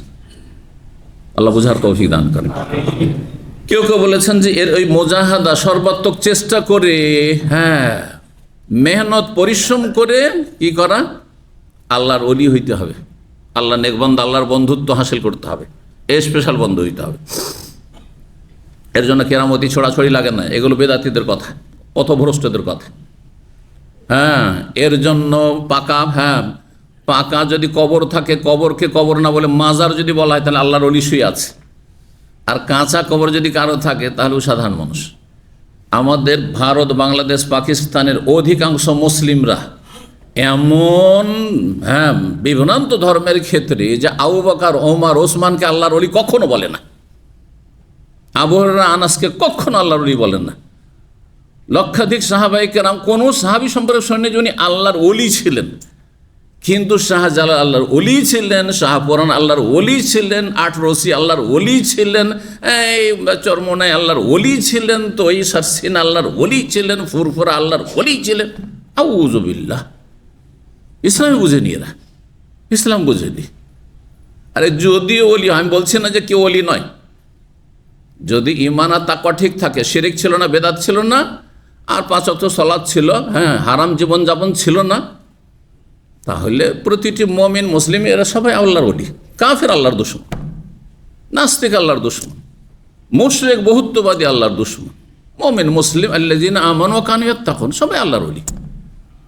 কিন্তু বন্ধু বিভিন্ন স্তরের আছে, বন্ধু বিভিন্ন স্তর। আপনাদের সবাইকে ভালোবাসি আমি, ঠিক না? আল্লাহর জন্য সবাইকে ভালোবাসি, কিন্তু সবার ভালোবাসা কি সমান আছে? দুনিয়াতে কোনোদিন হয়? কিছু মানুষের সাথে হয়তো ভালোবাসার বেশি আছে, স্বাভাবিক, সবারই, আমার শুধু না, আপনাদের সববারই। ঠিক ওই রকমই আল্লাহ রাব্বুল আলামিনের ওলি বন্ধু প্রতিটি, হ্যাঁ, মুমিন মুসলিম। কিন্তু তার মধ্যে আল্লাহর ওলায়াত হাসিল করতে গিয়ে, আল্লাহর বন্ধুত্বের ক্ষেত্রে বহু স্তর রয়েছে। আপনি কোন স্তরে আছেন, আপনার ঈমান আমল তা সত্যায়ন করবে। আপনার ঈমান আমল বলবে যে আপনি, হ্যাঁ, কোন ক্ষেতে আছেন, কোন ময়দানে আছেন আপনি। আল্লাহ বুঝার তৌফিক দান করেন। আবার কেউ কেউ বলেছেন যে এই হাদিসের সম্পর্ক, হাদিসের প্রদেশের সম্পর্ক তাওয়াজু, বিনয় নমনীয় হওয়ার সাথে আছে। কোন বাক্যগুলির মাধ্যমে? বলছেন আল্লাহ রাব্বুল আলামিন কি বলছেন? আল্লাহ নেক বান্দা রূহ কবজ করতে গিয়ে দ্বিধাবোধ করেন। কোন ক্ষেত্রে দ্বিধাবোধ করা, এটা বিনয় নয়? হ্যাঁ, এটা নমনীয় হওয়া নয়? জি। তো আল্লাহ যদি দ্বিধাবোধ করেন এই ভাষা ব্যবহার করে, তাহলে আমাকে কত নমনীয় হইতে হবে, কত বিনয়ী হইতে হবে, চিন্তা করুন। তাহলে অমা তারাদ্দাতু থেকে তারপরে আল্লাহ রাব্বুল আলামিন, আল্লাহর কাছে যখন কেউ চায় আর সে চাওয়ার যোগ্য, হ্যাঁ, সে চাওয়ার যোগ্য, মানে আল্লাহর বন্ধু, তখন আল্লাহ খালি হাতে ফিরিয়ে দেন না। ওয়ালা ইন সাআলানি লাউতিয়ান্নাহু, যদি আমার কাছে কোনো কিছু চায়, দোয়া করে, তো অবশ্যই তার দোয়া কবুল করে দিই। এটা নমনীয়তা প্রমাণ করেন না? বিনীত হওয়া প্রমাণ করেন না? আরে ভাই, একজন গরিব ফকির যদি আপনার কাছে টাকা চায়, যে ভাই খাবার পয়সা নেই, বাসা ভাড়া নেই, বা নতুন লোক এসেছে, কিছুই নেই তার কাছে, বলে যে একটু আমাকে যদি 10টা রিয়াল দিতেন, আর যা চাইলেও দিয়ে দিলেন আপনি, অথবা যতটা পারলেন দিয়ে দিলেন, এটা আপনার বিনয়ী হওয়া প্রমাণ করে না? নমনীয় হওয়া প্রমাণ করে না? হ্যাঁ। কিন্তু সেখানে বলেন যাও যাও যাও, তুমিও প্রবাসী আমিও প্রবাসী, খেটে খাও, কি প্রমাণ করে? অহংকার প্রমাণ করে। ওয়াম্মা সাইলা ফালা তানহার, যদি ভিক্ষু কেউ যাচ্চাকারী হয়, চায়, তাহলে তাকে ধমক দিয়ে কথা বলিয়ে না, পারলে দাও, না হলে ভালোবাসা দিয়ে কওলুন মারুফুন ওয়া মাগফিরাতুন খায়রুম মিন সাদাকা। আল্লাহ বলছে ইয়াতবাহু হাযা, ভালো কথা বলা, ভালো কথা বলা এটি হচ্ছে কিসের চাইতে ভালো? আর কাউকে ক্ষমা করে দেওয়া, উপেক্ষা করা, ক্ষমা করা, ভালো কথা বলা। ভাই আমিও অভাবী রে ভাই, আমি দিতে পারছি না, তো দেখেন আর কাউকে দেখেন, আমি দিতে পারছি না, যান এখানে চলে যান, ওখানে পেতে পারেন আপনি ভালোবাসায়। বা আমাদের এক ভাই আছে, হ্যাঁ, আশা করি দিতে পারবেন উনি, তো ওনার সাথে আমরা পরিচয় করে দিচ্ছি, যথেষ্টই। এতে খুশি হয়ে গেল। পয়সা দিয়ে হয়তো এত খুশি হইতো না, পয়সাটা দিলেন, যা চেয়েছিল তাই দিলেন, তারপরে খবরদার চাইবে না, তুমি এটা ভালো অভ্যাস না, খারাপ অভ্যাস, সন্তুষ্ট হবে? কিন্তু নাও যদি দেন, ভালোবাসা বলেন, সেটা ভালো। নবী সাল্লাল্লাহু আলাইহি ওয়াসাল্লাম বলেছেন, কোন যদি কিছু চায় আর না দিতে পারে, তাহলে ভালোবাসা কমপক্ষে বলো, তবে কালিমাতিন তাইয়্যিবা। ঠিক, যাই হোক, এইসব কথাগুলি ছিল এখানে। আর তারপরে আমাদের 39 নম্বর অধ্যায়ে আসি। কি বলছেন ইমাম বুখারী রাহিমাহুল্লাহ? নবী সাল্লাল্লাহু আলাইহি ওয়াসাল্লাম হাদিস এই অধ্যায় নিয়ে এসেছেন, হাদিসের অংশ। বাবু কওলিন নবী সাল্লাল্লাহু আলাইহি ওয়াসাল্লাম, এই অধ্যায় হচ্ছে নবী সাল্লাল্লাহু আলাইহি ওয়াসাল্লামের বাণী সম্পর্কে। বয়স্তু আনা ওয়াস সাআতু কাহাতাইনি, আমাকে এবং কিয়ামতকে পাঠানো হয়েছে এই দুটোর মতো করে, এই দুটো আঙ্গুলের মতো করে। এই দুটো আঙ্গুলে যে তফাত রয়েছে, হ্যাঁ, ছোট বড় তফাত আছে না? বেশি না সামান্য? সামান্য। তো নবী সাল্লাল্লাহু আলাইহি ওয়াসাল্লাম 1400 বছর আগে এসেছেন, হ্যাঁ, এখানে ধরেন এটা 1400 বছর আগে। আর সামনে এগিয়ে, একটু এগিয়ে গেলে কি আছে? কিয়ামত আছে। এই সামান্য একটু পার্থক্য 1400 বছর চলে গেছে। তাহলে বোঝা গেল যে আর বেশি সময় নেই। বড় বড় কিয়ামতের লক্ষণগুলি আসা শুরু হলে তখন আর মোটেই বিলম্ব হবে না। নবী সাল্লাল্লাহু আলাইহি ওয়াসাল্লামের যেমন হাদিস দ্বারা প্রমাণিত হয় যে এই বড় আলামত যেগুলি, কিয়ামতের বড় নিদর্শন যেগুলি, সেগুলি হচ্ছে তসবির দানা বা মালার দানার মতো। মালাতে যে দানাগুলো থাকে, তসবির দানা থাকে, এই যদি সুতোটি ছিঁড়ে যায়, ধরে আছেন তসবিটা ধরেছিলেন আর সুতোটা হঠাৎ করে ছিঁড়ে গেল, তারপর দানাগুলি পড়া শুরু হলো, কতক্ষণ লাগবে? কয় ঘন্টা?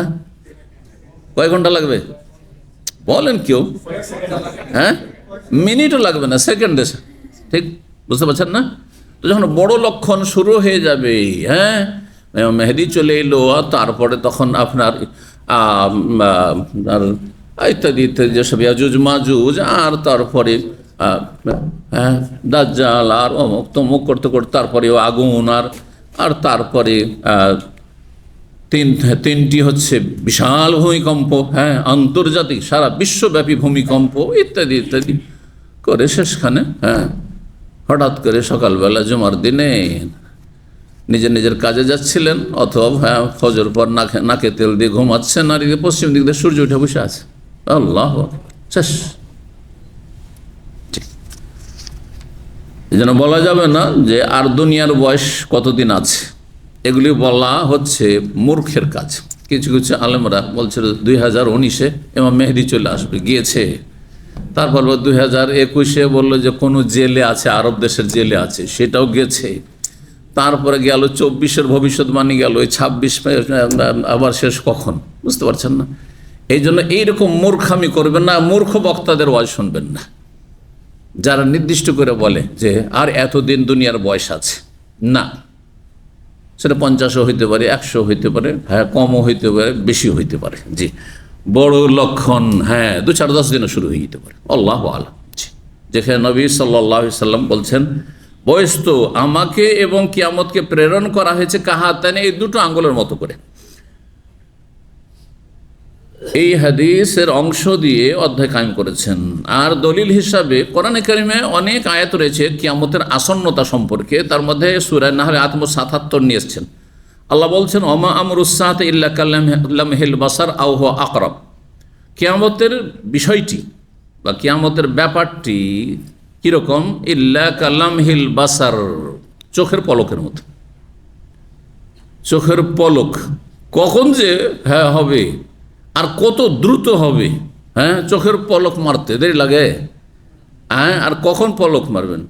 যখন আপনার সামনে ক্যামেরা ধরে আছে, ছবি করেছে, অনেক সময় চোখ বন্ধ হয়ে যায়, ইচ্ছা করে চোখ বন্ধ করেন, টেরই পান না যে কখন আমি পলক মেরেছি আর চোখ বন্ধ হয়ে গেছে, আমার ছবি উঠেছে, চোখ বন্ধ করা। কালামহিল বাসার, এটা হচ্ছে চোখের পলক। আবহাওয়া আকরাব, এর চাইতে বেশি, হ্যাঁ, কাছে, এর চাইতে বেশি জলদি, তাড়াতাড়ি কিয়ামত চলে আসতে পারে। 6503 নম্বর হাদিস মনে করেছেন সাহল ইবনে সাদ রাদিয়াল্লাহু তাআলা আনহু, তিনি রাসূলুল্লাহ সাল্লাল্লাহু আলাইহি ওয়াসাল্লাম বলেছেন, বয়স্তু আনা ওয়াসাকা হাতাইন, আমাকে এবং কিয়ামতকে পাঠানো হয়েছে এই দুটো আঙ্গুলের মতো করে। ওয়ায়ুশিরু বিইসবাহি, দুটো আঙ্গুল দ্বারা ইঙ্গিত করে বুঝালেন, ফায়ামুদ্দুহুমা, দুটোকে সম্প্রসারিত করলেন। তাহলে এইভাবে গুটানো ছিল আর তারপর সম্প্রসারিত করলেন, এটা হইতে পারে। আবার এই সম্প্রসারিত এইরকম করলেন, দুটোকে যদি ফাঁকও করেন, কতই বা ফাঁক হবে? এইভাবে যদি বোঝান, বেশি ফাঁক করতে পারবেন? তো এইরকম যে আমার আর কিয়ামতের মাঝে এতটা দূরত্ব, যেমন 2 আঙ্গুলের মাঝে দূরত্ব রয়েছে। 6504 নম্বর হাদিস, হ্যাঁ, একই হাদিস। আগের হাদিসে সাহাল বর্ণনা করেছেন, শুধু বর্ণনাকারীর সনদে পার্থক্য। আনাস রাদিয়াল্লাহু তাআলা হাদিস বর্ণনা করেছেন, নবী সাল্লাল্লাহু আলাইহি ওয়াসাল্লাম বললেন, বয়স্তু আনা ওয়াসাকা হাতাইন, আমাকে এবং কিয়ামতকে প্রেরণ করা হয়েছে এই দুটো আঙ্গুলের মতো করে। 6505 নম্বর হাদিস বর্ণনা করেছেন আবু হুরায়রা তাহলে এই কিয়ামতের আসন্নতা সম্পর্কে যে একই হাদিস, মতন মানে বিষয়বস্তু একই, বর্ণনাকারী সাহাবী কয়জন? তিনজন, সাহাল বিন সাদ আনসারি, আর আনাস বিন মালিক আনসারি, তিনিও আনসারি, আর আবু হুরায়রা, তিনি মুহাজির, কিন্তু মক্কা থেকে হিজরত করে আসেন। আবু হুরায়রার বাড়ি ছিল আলবাহা এলাকায়, বর্তমান যুগে। আলবাহা কেউ চেনেন? কেউ থেকেছেন, গিয়েছেন? মাশাআল্লাহ, একটা হাত উঠেছে কিছু হাত। আলবাহা, আমি বক্তব্য করেছি আলবাহা। আবু হুরায়রা রাদিয়াল্লাহু তাআলা এলাকা আলবাহা এলাকা। আলবাহার মধ্যে বেশ কিছু শহর রয়েছে। একটা আলবাহা নামী শহর রয়েছে, এয়ারপোর্ট যেটা, ওইটা আকিক।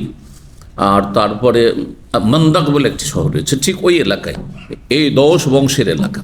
তখন ওই এলাকাগুলোকে ইয়ামান, মানে কাবার দক্ষিণ দিকে পড়লে সবকে ইয়ামান বলা হইত তখন যুগে। এইরকম আপনার রাষ্ট্রীয় সীমারেখা, সীমানা ছিল না, বর্ডার ছিল না, যার ফলে কাবার দক্ষিণ দিক মানে হচ্ছে ইয়ামান, ইয়ামিনুল কাবা।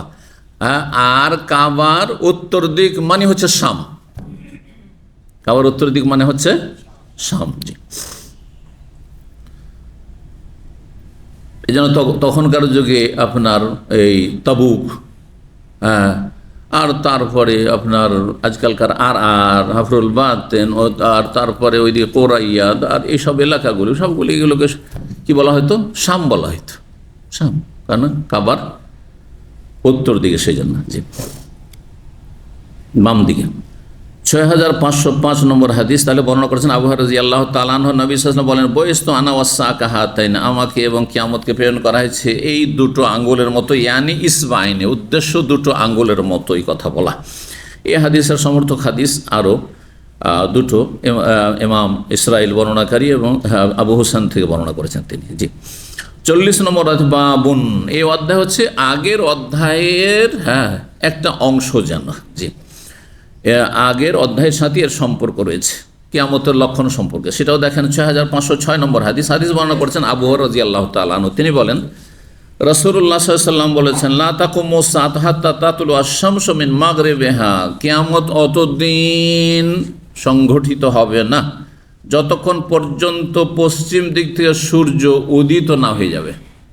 পশ্চিম দিক থেকে সূর্য উঠে গেলেই সারা বিশ্বের সমস্ত মানুষ তওবা করবে, যত কাফের আছে তওবা করবে, যত নাস্তিক আছে, মুনাফিক আছে, যত সেকুলার আছে তওবা করবে, যত মাজার পূজারী আছে তওবা করবে, যত প্রতিমা পূজারী আছে সব তওবা করবে, যত অগ্নি পূজক আছে সব তওবা করবে, যত পাপী আছে সব তওবা করবে। সমস্ত তওবা করে সবাই জান্নাতে চলে যেতে চাইবে, কারণ দেখছে আর উপায় নেই, আর দুনিয়ার আয়ু নেই, ভোগবিলাস শেষ দুনিয়ার। কিন্তু কি হয়ে যাবে? তওবার দরজা দুটো সময়ে বন্ধ হয়। কে বলতে পারবে? হাত তুলবেন। উত্তর অর্ধেকটা বলে দিলাম। তওবার দরজা দুটো সময় বন্ধ হয়। কে বলবে? চল। মৃত্যুর ফেরেশতা দেখলে, যখন এটা হচ্ছে প্রত্যেকের ব্যক্তি জীবনের সাথে সম্পর্কিত, সবার সাথে সম্পর্কিত। যার যখন মরণের সময় ঘনিয়ে চলে এসছে আর মালাকুল মউত হাজির হয়ে গেছে, তখন পারলৌকিক জগৎ দেখা শুরু হয়ে গেছে, তার দেখছে ফেরেশতাকে যে আসছে, বসে গেছে এসে। আর তার সাথে রহমতের ফেরেশতা ভালো মানুষ সামনে, অথবা আযাবের ফেরেশতা পাপীর সামনে এসে চারিদিকে ঘিরে বসে গেছে। এরকম মজলিস বসে গেছে ফেরেশতাদের। এখন নিয়ে যাবে, সসম্মানে নিয়ে যাবে, না হয় লাঞ্ছিত করে টেনে হেঁচড়ে নিয়ে যাবে। যেমন মানুষ তেমন অবস্থা হবে। সেই সময় প্রত্যেক ব্যক্তি যে শেষ মুহূর্ত এখন দেখতে পাচ্ছে চোখের সামনে, যে আর আমলের কোনো সুযোগ নেই, সেজদার সুযোগ নেই, যাক তওবা করি। কি হয়েছে? তওবা আর দরজা বন্ধ হয়ে গেছে, তওবা দরজা বন্ধ হয়ে গেছে। জি, আর একটি, যখন পশ্চিম দিক থেকে সূর্য উঠবে, তখন শুধু আমার আপনার সামনে না, যারা সেই জামানায় পৃথিবীতে থাকবে সারা বিশ্বের সমস্ত মানুষের সামনে, জিনের সামনে তওবার দরজা বন্ধ হয়ে যাবে সবার জন্য। আল্লাহ তার আগে তওবা করার তৌফিক দান করেন। সবসময় তওবাকারীদের দলে আল্লাহ শামিল রাখুন। সবসময় নিজেকে আপডেট রাখার তৌফিক দান করেন। এই হাদিসগুলোর উদ্দেশ্য হচ্ছে কিয়ামত অত্যন্ত নিকটবর্তী। এর উদ্দেশ্য কি? উদ্দেশ্য হচ্ছে আপনি সবসময় ভালো মানুষ হয়ে থাকেন। কাজ যায় না কখন কিয়ামত হয়ে যায়। কালকে সকালে যদি কিয়ামত হয়ে যায়, কি করবেন আপনি? হ্যাঁ হ্যাঁ, এই জমা তো গেল, জমার দিন হবে, ঠিক আছে, সামনে জমাতে যদি হয়ে যায়। সুতরাং হ্যাঁ, আর তার আগে কিয়ামতের আগে ছোট ছোট কিয়ামত মেলা আছে, যখন আর তওবার সুযোগই পাচ্ছেন না আপনি, এমন হয়েছেন ভালো আমলের সুযোগ নেই, প্রতিকূল অবস্থা। এমনও মানব জীবনের ইতিহাসে মুসলিমদের উপর গিয়েছে যে নামাজ পড়া নিষিদ্ধ, কোরআন তেলাওয়াত নিষিদ্ধ। রাশিয়াতে, চায়নাতে একসময় কমিউনিস্টদের যখন রাজত্ব ছিল এই জালেমদের, তখন তারা সমস্ত কিছু নিষিদ্ধ রেখেছিল। মদিনা ইউনিভার্সিটিতে লেখাপড়া করতে আসা নিষিদ্ধ ছিল আমাদের জামানা পর্যন্ত। প্রথম যখন মদিনা ইউনিভার্সিটিতে আমরা লেখাপড়া করতে, আজকে থেকে 35-36 বছর আগে, 1989-তে এলাম, তখন প্রথম 90 সম্ভবত 90-91 যখন সোভিয়েত চুরমার হইল, তারপর প্রথম ব্যাচ, হ্যাঁ, সোভিয়েত ইউনিয়ন, রাশিয়ার যেসব দেশগুলি, আজারবাইজান, উজবেকিস্তান আর তুর্কিস্তান, তাজিকিস্তান, এইসব দেশ থেকে প্রথম আসে। তার আগে একজন কেউ গোপনে এসেছিল মদিনা ইউনিভার্সিটি লেখাপড়া করার জন্য, লেখাপড়া করে গিয়েছিল, তাকে সাথে সাথে দেশে যেতে তাকে হত্যা করা হয়েছে, মৃত্যুদণ্ড দেওয়া হয়েছে। কোরআনের কপি রাখা নিষিদ্ধ ছিল, কোরআন তালিম দিত কোনো কপি থেকে নয়, হাফেজা ছিল মুখস্থ, তাও আন্ডারগ্রাউন্ডে লুকিয়ে, যদি টের পাই জালেম শাসক এই কাফেররা যে কোথাও কোরআন শিক্ষা হচ্ছে, তাহলে বেঁচে থাকার কোনো অধিকার নেই। এর পরিস্থিতি ছিল। আন্দোলুস নাম শুনেছেন? আন্দোলুসের আরবি নাম, ইংরেজি নাম কি? স্পেন। স্পেনে একসময় যখন খ্রিস্টানরা দখল করে নিল ইসলামিক রাজত্ব, ইসলামিক স্টেট, তার আগে সেখানে ইসলামিক ইউনিভার্সিটি ছিল। জি, ইসলামের হ্যাঁ বহু স্থাপনা সেখানে ছিল। মুসলিমদের কাছে, মুসলিম ওলামাদের কাছে কাফেরদের সন্তানরা লেখাপড়া করার জন্য আসতো। যখন খ্রিস্টানরা দখল করে নিল, তখন সালাত পড়া নিষিদ্ধ ছিল, নামাজ পড়া নিষিদ্ধ ছিল। হ্যাঁ, চলতে ফিরতে মানুষ নামাজ পড়ত। বাড়ি ঘর খেয়ে দরজা বন্ধ করা নিষিদ্ধ ছিল। ইতিহাসের পাতা সব লেখা আছে। দরজা ওপেন রাখতে হবে, খোলা থাকবে, যাতে দেখা যায় যে কেউ ধর্মচর্চা না করতে পারে কোনো মুসলিম। মুসলিমদের সামনে অপশন ছিল হয় মরে যাওয়া, খুন হওয়া তাদের হাতে, এই জালেমদের হাতে, ক্রুসেডার, এই সুলির পূজারীদের হাতে, এই জালেমদের হাতে, হয় মরে যাওয়া, আর না হলে ধর্মান্তরিত হওয়া, খ্রিস্টান হয়ে যাওয়া। বহু মানুষ খ্রিস্টান হয়ে গেছে, বহু মুসলিমদের সন্তান। আর না হইলে সেখান থেকে পালায়ন করা, দেশ ত্যাগ করা। কোনো উপায় ছিল না। অনেক সময় দেশ ত্যাগ করার কোনো চান্স ছিল না, কারণ দেশ ত্যাগ করতে যাচ্ছেন, রাস্তা মেরে দেওয়া হইল, পালাচ্ছে, ধরো এদেরকে, জবরদস্তি বানাও খ্রিস্টান এদেরকে। আউযুবিল্লাহ, আল্লাহ না করে পরিস্থিতি কারো হয়, আল্লাহ না করে আমাদের এই পরিস্থিতি হয়। তার আগে মরতে চাইবেন না? কালিমার অবস্থায়, নামাজের অবস্থায়, দিনের অবস্থায় আল্লাহ শুকরিয়া আদায় করেন, আল্লাহ নিয়ামতের মূল্যায়ন করেন এবং ঈমানকে, তওবাকে ধরে রাখেন। আল্লাহ বুঝার তৌফিক দান করেন। জি, জালেমের জুলম থেকে আল্লাহ রক্ষা করেন। তো এই হাদিস কি রয়েছে? লা তাকুমুস সাআতু, কিয়ামত অতদিন পর্যন্ত সংঘটিত হবে না যতক্ষণ পর্যন্ত পশ্চিম দিক থেকে সূর্য না উঠে যাবে। এটা সবচেয়ে বড় লক্ষণ। তারপরে তওবা দরজা বন্ধ। তার আগে বড় বড় লক্ষণগুলি আরও যেগুলি ছিল সেগুলো সব চলে এসেছে। ফাইজা তালাতিশ শামসু, ফাইজা তালা, যখন সূর্য উদিত হয়ে যায় পশ্চিম দিক থেকে, ফারাআন নাস, লোকেরা দেখে নেবে। কারণ যারা বাইরে বেরিয়েছে, জেগে আছে, তারা ঘুমন্তদেরকে জানিয়ে দেবে। উদাসীন ঘরের ভিতরে আছে, যারা সূর্যের দিকে তাকায় না সাধারণত, তাদেরকে একে অপরকে জানিয়ে দিবে। আমানু আজমাউন, তখন সবাই ঈমান নিয়ে আসবে, সমস্ত কাফের ঈমান নিয়ে আসবে, সমস্ত মুসলিম ঈমানের নবায়ন করবে। কাফেররা ঈমান নিয়ে আসবে আর মুসলিমরা ঈমানের নবায়ন করে তাজদীদে ঈমান করবে যে আল্লাহ খাঁটি মুমিন হওয়ার তৌফিক দাও। সবাই তওবা করবে। এটি হচ্ছে সেই সময়, হিনা লা ইয়ানফাউ নাফসান ঈমানুহা, আল্লাহ কোরআনে কারীমে ইরশাদ করেছেন, এই সময়টাই কোনো ব্যক্তির ঈমান কাজে আসবে না, তওবা কাজে আসবে না, শেষ। এর আগে যদি আপনার ঈমান থাকে তাহলে তো আছে, আর এর আগে ছিল না, ইতিপূর্বে ছিল না, আর সূর্য পশ্চিম দিক থেকে ওঠার সংবাদ পেয়ে অথবা দেখে আপনি ঈমান নিয়ে আসছেন, কোনো কাজে আসবে না।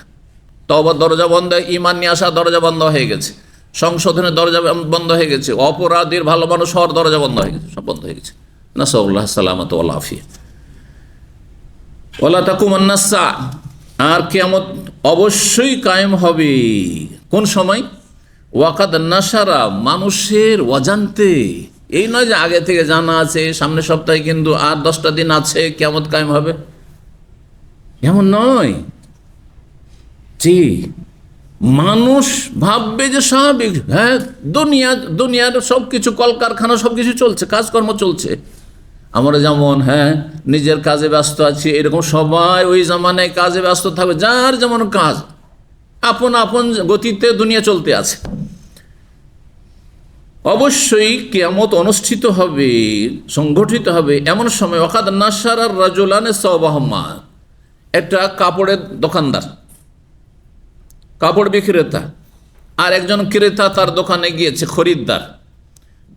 কি করেছে? তারা দুইজনে কাপড়টাকে বিস্তৃত করেছে, কাপড়টাকে ছড়িয়ে দিয়েছে। কাপড় দেখায় না দোকানে গেলে, একটা লুঙ্গি নেবেন বা শাড়ি নেবেন 50টা দেখাইতে আছে, করে না? আচ্ছা, এক শ্রেণীর বদ প্রকৃতির দোকানদার আছে, আল্লাহ, বদ প্রকৃতির দোকানদার আছে। আচ্ছা, আপনার দেখার পরে পছন্দ হলো না, সেখান থেকে আপনার না কিনে চলে যাওয়ার অধিকার আছে না নেই? যখন বেরিয়ে চলে যান তখন কি করে এক শ্রেণীর অসৎ দোকানদাররা? কার অভিজ্ঞতা আছে না নেই? কি করে একজন বলেন, যার জানা আছে বলেন। নোংরা ভাষায় গাল দেয়, খারাপ ভাষায় গাল দেয়, বুঝতে পেরেছেন? জি, ভালো মানুষরা এটা করে না, কিন্তু ভালো মানুষ আজকাল পাওয়া মুশকিল, খুব কম। জি, বিশেষ করে বড় বড় শহরগুলিতে এরকমটা করে। ফালায়াতা বায়া আনে, ওই কাপড় খুলে দেখাচ্ছে দোকানদার, আর দেখছে যে কাপড় কিনবো, স্ত্রীর জন্য কিনবো, আমার জন্য কিনবো। ফালায়াতা বায়া আনেহি ওয়ালায়াতু আনেহি, কিন্তু কিয়ামত এমন আকস্মিকভাবে অনুষ্ঠিত হয়ে যাবে যে তারা কেনা বেচা করারও সুযোগ পাবে না। আর আচ্ছা, কেনা বেচা হইল না, ক্রয় বিক্রয় হলো না, তো কাপড়টাকে ভাঁজ করে রাখে, ভাঁজ করারও সময় পাবে না। আল্লাহু আকবার। ওয়ালায়াতু আনেহি, কাপড়টাকে ভাঁজ করে যে রেখে দেবো, গুটিয়ে রাখবো, তারও সুযোগ নেই। ওয়ালা তাকুমান্নাস সা, অবশ্যই কিয়ামত সংগঠিত হবে এমন অবস্থায়। ওয়াকাদ ইনসারাফার রাজুলু বিলাবনি লিখাতিহি, কোন ব্যক্তি তার অস্ত্রীর, দুধাল অস্ত্রী, লেখা বলা হয়, দুধাল অস্ত্রীকে, দুধাল গাইকে বলা হয় লেখা, বা দুধাই অস্ত্রীকে। বেলাবনে লেখাতি, আরব দেশে যেহেতু উট ছিল, তো উটের কথা বলা হয়েছে। তো উটের দুধ অথবা গাভীর দুধ দহন করে ঘরে নিয়ে যাচ্ছে, যে নিজে পান করবে, ছেলে মেয়েকে পান করাবে। ফালায়াতামহু, সেটা পান করার, দুধ পান করার সুযোগ পাবে না। আল্লাহু আকবার। দুধ হাতে আছে, কিয়ামত হয়ে গেছে। ওয়ালা তাকুমান্নাস সা, আর কিয়ামত অবশ্যই সংঘটিত হবে এমন অবস্থায়। ওয়া ইয়ালিতু হাউযাহু, একজন কৃষক বা গবাদি পশুর মালিক, ওটার মালিক, গরুর মালিক, তারা কি করে? যারা গরু পুষে, চারা দিতে হয় না, হয় না? চারা দিতে হয়। তো চারা দেওয়ার জন্য ছোট্ট চৌবাচ্চা যাতে চারাগুলো দেবে, ভুসিগুলো কেটে কুটে বা ভিজিয়ে দেবে তাতে, যেটা সাধারণত কৃষকরা করে থাকেন। ফালা ইয়ালিতু, বলছেন যে ওয়াহুয়া ইয়ালিতু, লাতা ইয়ালিতু মানে সেটাকে কি করছে? প্রস্তুত করছে। লাতা ইয়ালিতু মানে কোনো কিছুকে লেপা পোছা, বুঝেন? লেপা পোছা করা, মাটির বাড়িকে লেপা পোছা করতো না এককালে, ঈদ আসলে। লাতা ইয়ালিতু মানে হচ্ছে ওই লেপা পোছা করা, শাব্দিক অর্থ। তো ইয়ালিতু হাউযাহু, যে হজ, চৌবাচ্চা রয়েছে, হজ রয়েছে, সে হজটাকে যেখানে গবাদি পশুকে চারা দেবে, খাবার দেবে, পানি দেবে, সেটাকে সে প্রস্তুত করছিল। ফালা ইয়াসকি ফিহি, কিন্তু গবাদি পশুকে পানি পান করার সুযোগ পাবে না, পানি পান করাবার সুযোগ পাবে না, সময় পাবেন না। ওয়ালা তাকুমান্নাস সা, কিয়ামত অবশ্য সংগঠিত হবে এমন অবস্থায়। ওয়াকাদ রাফা আহাদুকুম আকলাতাহু ইলা ফিহি, একজন মানুষ খেতে বসছে, যেমন একটু পরে খেতে বসবেন, আপনার খেতে বসেছেন, আর সামনে খাবার দাবার সব প্রস্তুত আছে, ক্ষুধা লেগে আছে, লোকমা উঠাবার আগে হঠাৎ করে কিয়ামত হয়ে গেছে। আল্লাহু আকবার। জি, স্যান্ডউইচ হাতে নিয়েছেন, কামড় দেবেন, কিয়ামত হয়ে গেছে। আল্লাহু আকবার। ফালা ইয়াতআমুহা, সে খাওয়ার সুযোগ পাবে না, খাওয়ার সুযোগ পাবে না। সেই জন্য এই কথা ভাবলে হবে না যে দুনিয়ার যুদ্ধগুলো লাগছে, তা আগে থেকে বোঝা যাচ্ছে এই যুদ্ধ লাগতে যাচ্ছে রে, এই যে সঙ্গে চলছে, টেনশন চলছে, কিন্তু টানাপোড়া চলছে, করতে করতে করতে গিয়ে যুদ্ধ লাগছে, তাই না? হ্যাঁ, এমন নয়, এমন নাই, চোখের পলকের মতো কখন যে হঠাৎ করে কিয়ামত হয়ে যায়, এত অবাধ দরজা বন্ধ হয়ে যায়। সুতরাং সতর্ক, সাবধান। আচ্ছা, ভাবেন যে আমরা তো এই সূর্য ওঠার সময় খাই না, কেউ বলতে পারেন সূর্য ওঠার সময় আমরা খাই না, তাই না? খাই। আরে আপনার দেশে সূর্য উঠছে, সেই সময় আপনি খান না, কিন্তু আমেরিকায় খাচ্ছে, অস্ট্রেলিয়া খাচ্ছে, জাপানে খাচ্ছে, খাচ্ছে না? খাচ্ছে না? প্রতিটি সময় চলতি আছে, হ্যাঁ, খাওয়া দাওয়া চলতি আছে, ইবাদত বন্দেগী। আপনি চিন্তা করেন, 5 ওয়াক্ত সালাতকে আল্লাহ রাব্বুল টাইমে টাইমে বেঁধে দিয়েছেন, যাতে করে আল্লাহর জমিনে সবসময় সালাত চলতে থাকে, সবসময় নামাজ চলতে থাকে, চলতি আছে। আমাদের দামামের নামাজ শেষ হলে এখান থেকে 50 কিলোমিটার এগিয়ে চলে যান পশ্চিম দিকে, তখন নামাজ হচ্ছে। ওখানে শেষ হলে তার 50 কিলোমিটার হচ্ছে। হ্যাঁ, মক্কাতে 45 মিনিট পর শুরু হচ্ছে, কথা বুঝতে পেরেছেন? আরও কিছু পশ্চিমে চলে যাবেন, ধরুন 1 ঘন্টা পরে শুরু হচ্ছে। হাবশায় গেলে ধরুন 1.5 ঘন্টা পরে হয়তো শুরু হচ্ছে। এইভাবে চলতি আছে। তো মানুষের কাজকর্ম, কর্মব্যস্ততা চলতি আছে, সবসময় চলতি আছে। খাওয়া দাওয়া, চলাফেরা, কাজকর্ম সব চলতি আছে। 41 নম্বর অধ্যায়ে বলছেন, বাবু মান আহাব্বা লিকা আল্লাহ আহাব্বাল্লাহু লিকাআহু, বা বাবুন, এই অধ্যায় হচ্ছে কি সম্পর্কে? যেই ব্যক্তি আল্লাহর সাথে মোলাকাত করা পছন্দ করে। মোলাকাত মানে, আমি ইচ্ছা করে কখনো কখনো আরবি ভাষা বাংলা বলি, কারণ আমাদের মুসলিম সমাজে এরকম শব্দগুলো ব্যবহার হয় না, হয় না? হ্যাঁ, আমি আপনার সাথে মোলাকাত করতে এলাম, মানে সাক্ষাৎ করতে এলাম। লেকা মানে হচ্ছে সাক্ষাৎ করা। মোলাকাত শব্দটি তাহলে লেকা থেকে, লেকাউন মোলাকাতুন, লাকা ইউলাকি মোলাকাতান ও লেকান, কাতালা ইউকাতুল কিতালান মুকাতালান, হ্যাঁ, মুকাতালাতান। জি, যেই ব্যক্তি আল্লাহর সাথে সাক্ষাৎকে পছন্দ করে, ভালোবাসবে, যে আমি আল্লাহর সাথে মিলিত হতে চাই, তাড়াতাড়ি আল্লাহর সাথে মোলাকাত করতে চাই, আহাব্বাল্লাহু লিকাও, আল্লাহ তার সাথে সাক্ষাৎকে ভালোবাসবেন। বুঝছেন না? এটা স্বাভাবিক কথা যে আমার সাথে দেখা সাক্ষাৎ পছন্দ করে, আমিও তার সাথে দেখা সাক্ষাতের ক্ষেত্রে পছন্দ করি, কারণ সে আমাকে ভালোবাসে, আমি তাকে ভালোবাসি, সে আমার কাছাকাছি আসতে চায়, আমি তার কাছাকাছি আসতে চাই। কিন্তু যদি কারো সম্পর্কে আপনি টের পান যে এই লোকটির আমার উপর অনীহা আছে, আমাকে একটু অ্যাভয়েড করে, আমার সাথে সাক্ষাৎ করতে চান, আপনি চাইবেন? কখনো চাইবেন না। একমাত্র আপনার গরজ থাকলে তখন আপনি চাটুকারিতা করবেন, পেছনে পেছনে ঘুরবেন। গরজ থাকলে, দুনিয়ার গরজ, এটা করে মানুষ। কেউ আপনাকে চাই না, কিন্তু আপনি তার পিছনে পিছনে ঘুরছেন, আপনি, এইটা দুনিয়ার স্বার্থ মানুষ করে একমাত্র। তো এই অধ্যায়ের এর অর্থটা কি? এর অর্থ কি? এটা যে তাড়াতাড়ি মরে যেতে চাইতে হবে, কারণ আল্লাহর সাথে তো না মরলে তো সাক্ষাৎ হচ্ছে না। হ্যাঁ, কে বলবেন? আসছে হাদিস অবশ্য। হ্যাঁ, বলেন। মৃত্যুর আগে খানে, এটা স্বাভাবিক অবস্থায় নয়। স্বাভাবিক অবস্থায় দুনিয়ার, হ্যাঁ, যে কোনো ব্যক্তি যদি বিপদগ্রস্ত না হয়, এমন বিপদ যে আর বাঁচতে চায় না, এইরকম পরিস্থিতি যদি না হয়, যতই বড় আল্লাহর নেক বান্দা হোক, সে, তাকে যদি জিজ্ঞাসা করেন না আপনি এখন মরতে চান, বুঝছেন না ভাই, আরও ইবাদতবন্দি করতে চায়, বলবে না? বলবে না? আর খারাপ লোক হলে, আরে ভাই দুনিয়া আরও কিছু মজ মাস্তি করে নি একটু, হ্যাঁ, তাই না? জি হ্যাঁ। তো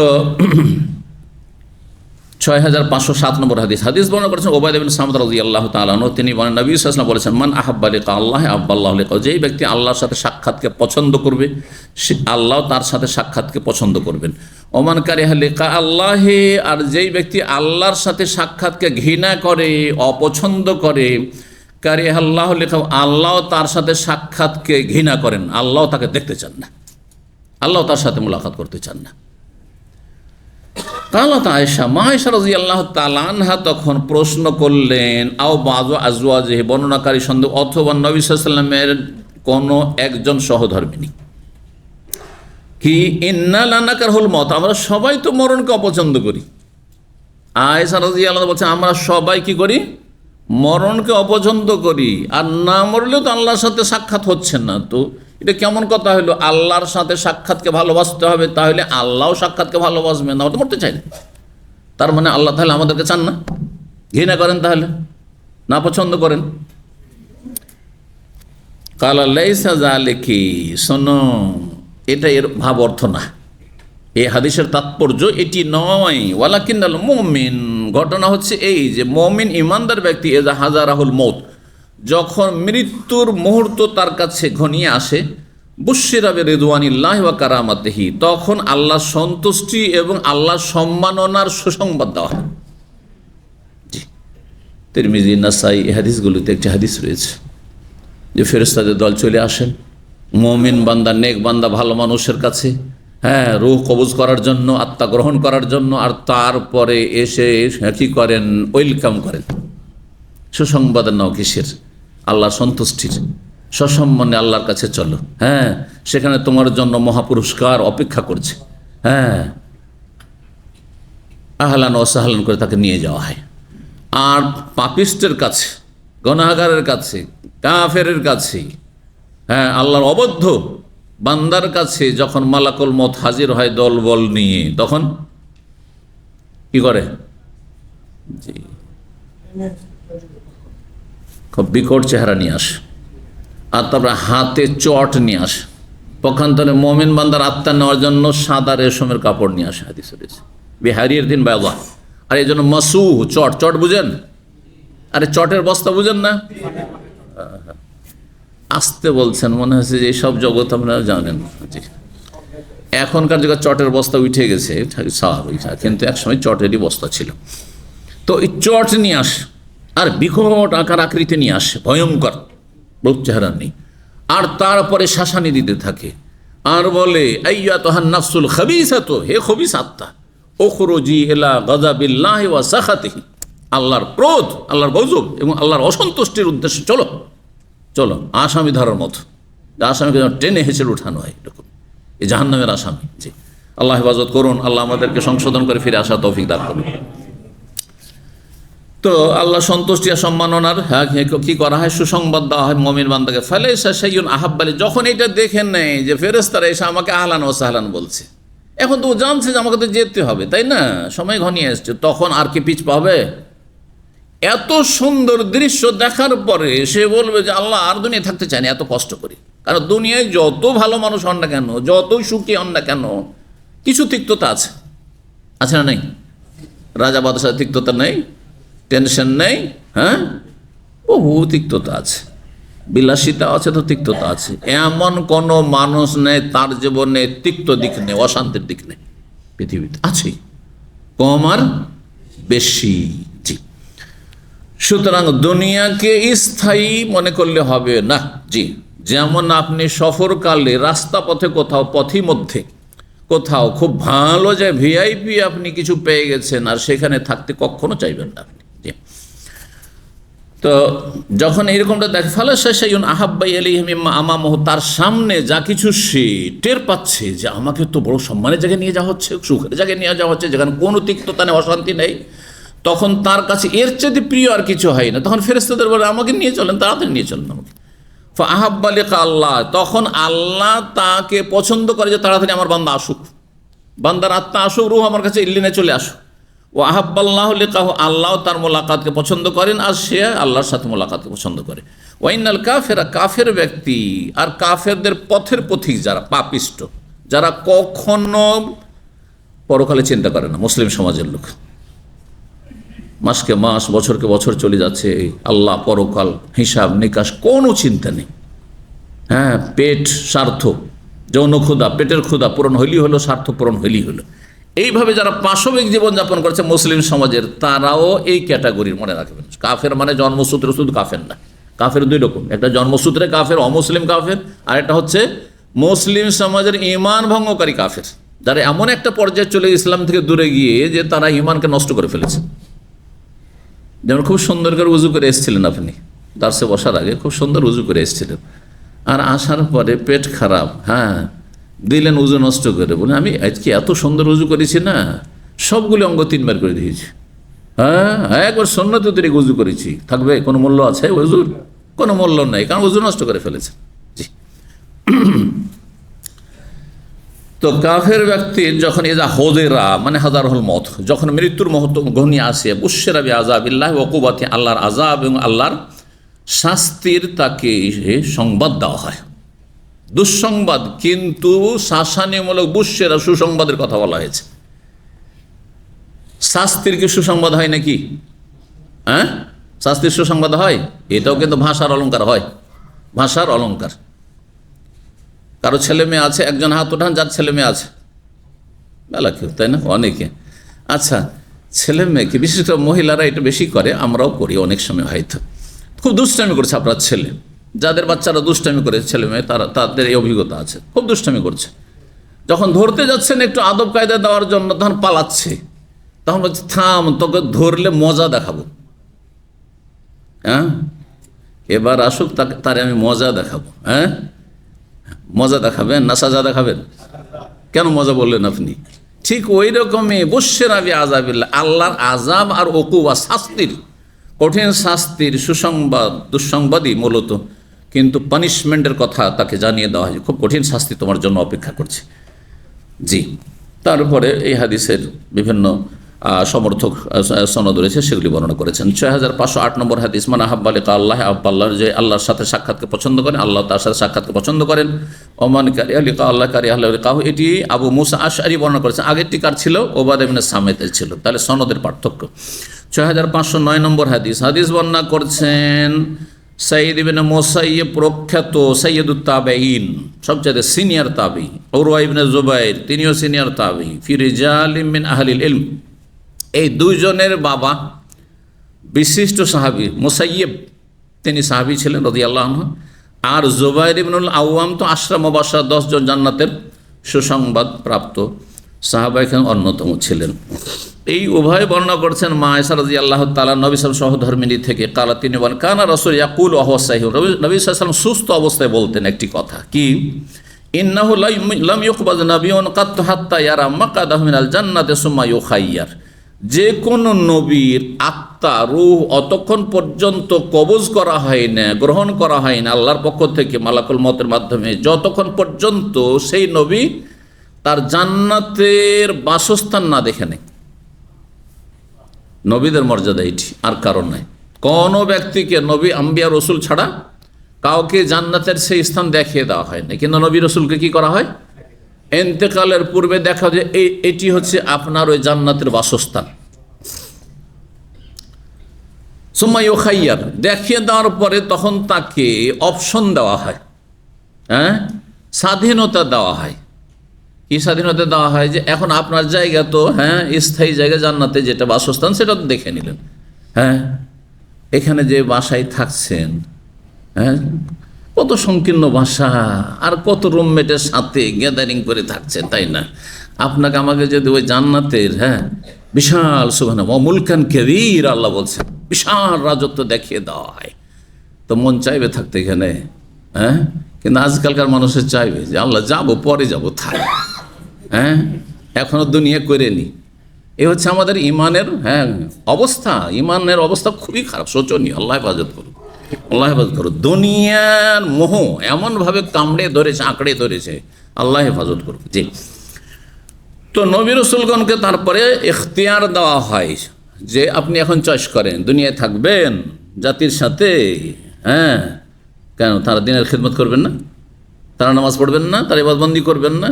ভালো মানুষদেরকে বলছি যে অনেকে বেশি দিন বাঁচতে চাই, যে আমি অনেক দিন থাকবো, বেশি নামাজ পড়বো, অনেক রমজান পাবো, অনেক লাইলাতুল কাদার পাবো, অনেক হজ উমরা পাবো। আরে ভাই, এই কথা তো নবী রাসূলগণের সামনেও ছিল না? যখন তাদেরকে ইখতিয়ার দেওয়া হয়, তখন তারা কি করেন? দুনিয়াকে ইখতিয়ার করেন যে আল্লাহ আরও থাকবো না, আল্লাহ তোমার কাছে চলে যেতে চাই। ফালাম্মা নাযালা বিহি, এই হাদিসটি নবী সাল্লাল্লাহু আলাইহি ওয়াসাল্লাম সুস্থ অবস্থায় শুনিয়েছিলেন। যে কোন নবীকে জান্নাতে ওই জায়গায় তার বাসস্থান দেখিয়ে দেওয়ার পরে তাকে কি করা হয়? স্বাধীনতা দেওয়া হয় যে আপনি এখন দুনিয়ায় থাকবেন না যাবেন। ফালাম্মা নাযালা বিহি মানে নাযালা বিহিল মওত, নবী সাল্লাল্লাহু আলাইহি ওয়াসাল্লামের মৃত্যুর সময় যখন ঘনিয়ে আসলো, ওয়া রাসুহু আলা ফাখিযি, সেই সময় নবী সাল্লাল্লাহু আলাইহি সাল্লামের মাথায় মোবারক আমার রানের উপর ছিল। কে বলছেন? আয়েশা রাদিয়াল্লাহু তাআলা। গোশে আলিহি সাআতান, কিছুক্ষণের জন্য তিনি অচেতন হয়ে পড়লেন, বেহুশ হয়ে গেলেন। সুম্মা আফাকা, তারপরে সচেতন হলেন, চেতনা ফিরে আসলো। ফা আশখাসা বাসারাহু ইলা সাকফি, যখন চেতনা ফিরে আসলো তখন ছাদের দিকে তিনি দৃষ্টি উঠালেন, মানে ছাদের দিকে তাকালেন, ওপর দিকে তাকালেন। তখনকার ছাদ কিসের ছিল? হ্যাঁ, খেজুরের ডালপালার ছিল। জি, ওপর দিকে তাকালেন। তারপরে বলছেন সুম্মা খাল্লা, তারপরে এই কথাটি বলে, এই দোয়াটি বলে, আল্লাহুম্মা রাফিক আল আলা, আল্লাহুম্মা হে আল্লাহ, আর রাফিক আল আলা হচ্ছে মাফুল, মানে আখতারু রাফিক আল আলা বা অরিদ আর রফিক আল আলা। জি, এখানে ফেল উজ্জ রয়েছে। আমি সুউচ্চ সঙ্গীর সাথে মিলিত হতে চাই। আমি সুউচ্চ সঙ্গীকে আমি পছন্দ করছি, চয়েস করছি। আল্লাহ আপনি চয়েস দিয়েছেন যে দুনিয়ায় তুমি থাকবে, হে মোহাম্মদ সাল্লাল্লাহু আলাইহি সাল্লাম, আরও 63 বছর বয়স হলো। বেশি হয়েছে? হ্যাঁ, আমরা অনেকে শত শত বছর বাঁচতে চাইছে। নবী সাল্লাল্লাহু আলাইহি সাল্লাম মাত্র 63 বছর বয়স। এই উম্মতের সবচেয়ে শ্রেষ্ঠ ব্যক্তি নবীর পরে কে? আবু বকর। তার বয়স কত ছিল? 63। ভালো করে শুনে রাখেন। এই উম্মতের তারপরে সবচেয়ে সিনিয়র সম্মানিত ব্যক্তি, মর্যাদাবান ব্যক্তি কে? ওমর রাদিয়াল্লাহু আমিরুল মুমিনিন। তার বয়স কত ছিল? 63। তারও 63। জি, সুতরাং যার 60 হয়ে গেছে, আল্লাহর হুজ্জত কায়েম হয়ে গেছে। আগে থেকে সংশোধন করুন, ভালো মানুষ হওয়ার চেষ্টা করুন। আল্লাহ ভালো মানুষ হয়ে থাকার তৌফিক দান করেন, দিনকে আল্লাহর আঁকড়ে ধরে থাকার তৌফিক দান করেন, ইস্তেকামা দান করুন, সততা দান করুন, আল্লাহ ভীরুতা দান করুন। জি, আল্লাহুম্মা রাফিক আল আলা, হে আল্লাহ সুউচ্চ বন্ধুকে আমি পছন্দ করে নিয়েছি, আখতারু অথবা আমি চাইছি, তার সাথে মিলিত হতে চাইছি। এখন এই সুউচ্চ বন্ধুর ব্যাখ্যা কি? এখানে ভাষ্যকারদের নানা মত হয়েছে। একটি মত হচ্ছে আর রাফিক আল্লাহ, আর তিনি সুউচ্চ। রাফিক মানে দোস্ত, বন্ধু, আর সুউচ্চ বন্ধু হচ্ছেন আল্লাহ রাব্বুল আলামিন স্বয়ং। তাহলে নবী সাল্লাল্লাহু কি বলতে চাইছেন? যে আল্লাহ, আমি তোমার সাথে মিলিত হতে চাই, তোমার সাথে সাব্বিহ ইসমা রাব্বিকাল আলা। জি, সুউচ্চ সুমহান বন্ধুর সাথে আমি আল্লাহর সাথে মিলিত হতে চাই, তাকে আমি বেছে নিচ্ছি, দুনিয়াকে আমি ত্যাগ করতে চাইছি। তখন স্বাধীনতা দেওয়া হয়েছে দুটোর মাঝে। দ্বিতীয় ব্যাখ্যা হচ্ছে যে মালায়েকা আল্লাহর পরে মহান ব্যক্তিত্ব, সম্মানিত কারা? মালায়েকা, যাদের কোনো গুনাহ নেই, পাপ নেই, তাদের রিজিকই হচ্ছে তাসবিহ, জিকির, আজকার, ইউসাব্বিহুনাল লাইলা ওয়ান নাহারা লা ইফতারুন। জি, তো আল্লাহ, আমি সুমহান সুউচ্চ সাথী সঙ্গীর সাথে মিলিত হয়, মানে ফেরেশতাদের সাথে, মালায়েকা জিবরাইল, মিকাইল, ইসরাফিল, তাদের সাথে মিলিত হতে চায়, রহমতের ফেরেশতার সাথে মিলিত হতে চায়। জি, আর তৃতীয় ব্যাখ্যা হচ্ছে যে সম্মানিত বন্ধু আম্বিয়া রসুলগণ, হে আল্লাহ, আমি নবী রসুলগণের সাথে মোলাকাত করতে চাই, যারা আমার আগে দুনিয়া থেকে চলে গেছেন। আমি আদম, নূহ, ইব্রাহিম, মূসা, ঈসা আর অন্যান্য নবী রসুলগণ, তাদের সাথে মিলিত হতে চাই। এটি অর্থ। কুলতু, এই কথা যখন এই দোয়াটি শুনলাম, আয়েশা বলছেন, তখন উপলব্ধি করলাম, এজান লা ইয়াখতারুনা, তাহলে আমাদেরকে আর তিনি পছন্দ করলেন না যে আমি এখনও বিবি আয়েশার সাথে থাকি, উম্মে সালমার সাথে থাকি, জাইনাবের সাথে থাকি, হাফসার সাথে থাকি, না, পছন্দ করলেন না। ফাতেমার সাথে থাকি, আমার ছোট মেয়েটা আছে, তার সাথে থাকি, আদরের মেয়ে আছে, না, পছন্দ করলেন না। আমাদেরকে চয়েস করলেন না তিনি আল্লাহ রব্বুল আলামিন, আল্লাহর ফেরেশতা বা আম্বিয়া রাসূলগণের সংসর্গ পছন্দ করলেন। ওয়া আরাফতু, আমি বুঝতে পারলাম, আন্নাহুল হাদিস আল্লাযী কানা ইউহাদিসুনা, সেই হাদিসের তাৎপর্য যখন বুঝতে পারলাম যে কোনো নবীর ইন্তেকালের পূর্বে কি করা হয়? তাকে স্বাধীনতা দেওয়া হয়, দুনিয়ায় থাকবে না যাবে, জান্নাত দেখিয়ে দেওয়া হয়, তারপর বলা হয় ফাকানাত তিলকা আখিরু কালিমাতিন, এটি ছিল নবী সাল্লাল্লাহু আলাইহি ওয়াসাল্লামের সর্বশেষ বাণী। কোনটি? আল্লাহুম্মা রাফিক আল আলা, আল্লাহুম্মা রফিক আল আলা তাকাল্লামা বিহা নবী সাল্লাল্লাহু, নবী সাল্লাল্লাহু আলাইহি ওয়াসাল্লাম এই কথাটি সর্বশেষ বলেছেন, আল্লাহুম্মা রফিক আল আলা। জি, 42 নম্বর অধ্যায় হচ্ছে বাবু সাকারাতিল মউত। এই অধ্যায় হচ্ছে মৃত্যুর কঠিন যন্ত্রণা সম্পর্কে। মৃত্যুর যন্ত্রণা রয়েছে, সমস্ত মানুষের মৃত্যুর কি রয়েছে? যন্ত্রণা একটা রয়েছে। জি, কিন্তু মুমিন বান্দা, যারা নেক বান্দা, তাদের যন্ত্রণা হালকা হবে। যেমন হাদিসে রয়েছে, পিপিলিকা কাউকে কামড়িয়েছে আপনাদের? এমন কোনো মানুষ নেই যাকে পিঁপড়া কামড়ায়নি, তাই না? পিপিলিকা কামড়েছে না? কষ্ট লাগে বেশি? সাপের মতো, বিচ্ছুর মতো, না। তো যেমন পিপিলিকার কামড় হালকা ওই রকম যন্ত্রণা, কাফেরের কঠিন যন্ত্রণা। তো এই মৃত্যুর যন্ত্রণা সম্পর্কে 6510 নম্বর হাদিস, উমর বিন সাঈদ রাদিয়াল্লাহু তাআলা আনহু বলছেন, বা রাহিমাহুল্লাহ বলছে তাবি, কাল আখবারনি ইবনে আবি মুলাইক, ইবনে আবি মুলাইক আমাকে জানিয়েছেন, আবা আমরিন যাকওয়ান মাওলা আয়েশা, আয়েশা রাদিয়াল্লাহু তাআলা আনহার স্বাধীনকৃত গোলাম ছিলেন এই যাকওয়ান। এই যাকওয়ান কোরআন দেখে নামাজ পড়াইতেন। এই যাকওয়ান তাবেই যে আবু আমর এর কুনিয়াত ছিল, এই যাকওয়ানের নামে হাদিস আসলো, কিন্তু শুনে রাখেন। কারণ অনেকেই আরব দেশগুলিতে আসার পরে কোরআন দেখে তারাই পড়াইতে দেখছেন, যেটা হয়তো দেশে দেখা অভ্যস্ত না, যার ফলে তখন মানে তখন কল্পনা জল্পনা শুরু হয়ে যায়, এটা কি জায়েজ না জায়েজ। প্রথম কথা, ফরজ নামাজে জায়েজ নাই, ফরজ সালাতে জায়েজ নাই। সুন্নত নফলে তাহাজ্জুদে আপনার নামাজে জামাত সহকারে, যেমন তাহাজ্জুদ তারাবি হোক, জামাতে হোক অথবা একাকী হোক, যদি দেখে পড়ে তো জায়েজ, কিন্তু উত্তম হচ্ছে মুখস্থ পড়া। উত্তম হচ্ছে মুখস্থ পড়া, যদি মুখস্থ থাকে। মুখস্থ আছে, তারপর অলসতা করে আধা ঘন্টা একটু রিভাইজেশন করতে হবে, এটা করবেন না। নাকে তেল দিয়ে ঘুমাবেন আর কোরআন ধরে নেবেন, এটা বদ অভ্যাস, ভালো না। না জায়েজ বলবো না, কিন্তু এটা অভ্যাস ভালো না। এটি গাফিলতি, উদাসীনতা। আল্লাহ আপনাকে হাফেজে কোরআন বানিয়েছেন, আর তারপরও দেখে দেখে কোরআন পড়ছেন আর বলছেন তাহলে আমার ভুলের সম্ভাবনা কম থাকবে। কেন ভাই? আপনি মেহনত করেন, আল্লাহ তৌফিক দান করুন। জি, তো ঢালাওভাবে এইভাবে মুখস্থ পড়ার অভ্যাস না, দেখে দেখে পড়ার অভ্যাস করাটা ঠিক নয়। যথাসাধ্য মুখস্থ পড়ার চেষ্টা করবেন, কিন্তু মুখস্থ পড়া শর্ত নয় যদি তারাবি হয়, তাহাজ্জুদ হয় অথবা অন্য অন্য সুন্নত নামাজ হয়।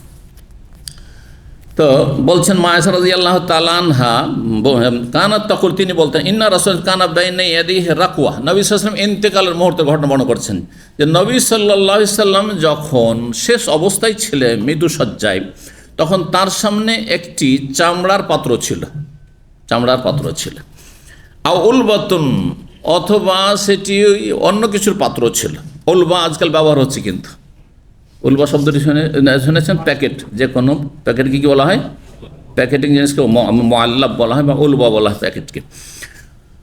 তো একটি পাত্র ছিল, সেটি আপনার চামড়ার পাত্র হোক, রাখুয়া, আও উলবাতুন, কাঠের পাত্র হোক। কাঠেরও সেই যুগে পাত্র তৈরি করা হতো, পাথরেরও হইতো। ফি হাম্মা, তাতে কিছুটা পানি ছিল। সাক্কা উমর রাদিয়াল্লাহু, না, উমর ইবনে সাঈদের সন্দেহ হয়েছে এখানে। ফাজা আল্লাহ ইউদখিলু ইয়াদাহু ফিল মাই, নবী সাল্লাল্লাহু আলাইহি সাল্লাম ওই শেষ সময় মৃত্যুর পূর্ব মুহূর্তে পানিতে নিজের হাত রাখতেন, তখনও শরীর চলছেন, হাত রাখতেন, হাত ডুবাতেন। ফায়ামসাহু বিওয়াজহু, তারপরে সেই পানি নিয়ে, ভিজা হাত নিয়ে কি করতেন? মুখমণ্ডলে হাত বুলাতেন, হাত ফিরাতেন। কি করার জন্য? জ্বর রয়েছে, শরীরকে ঠান্ডা করার জন্য, এবং একটু শান্তি যাতে করে পান, সেজন্য। একটু অশান্তি কাজ করে মানুষ যখন খুব অসুস্থ থাকে, তখন অশান্তি কাজ করে, শান্তি পায় না।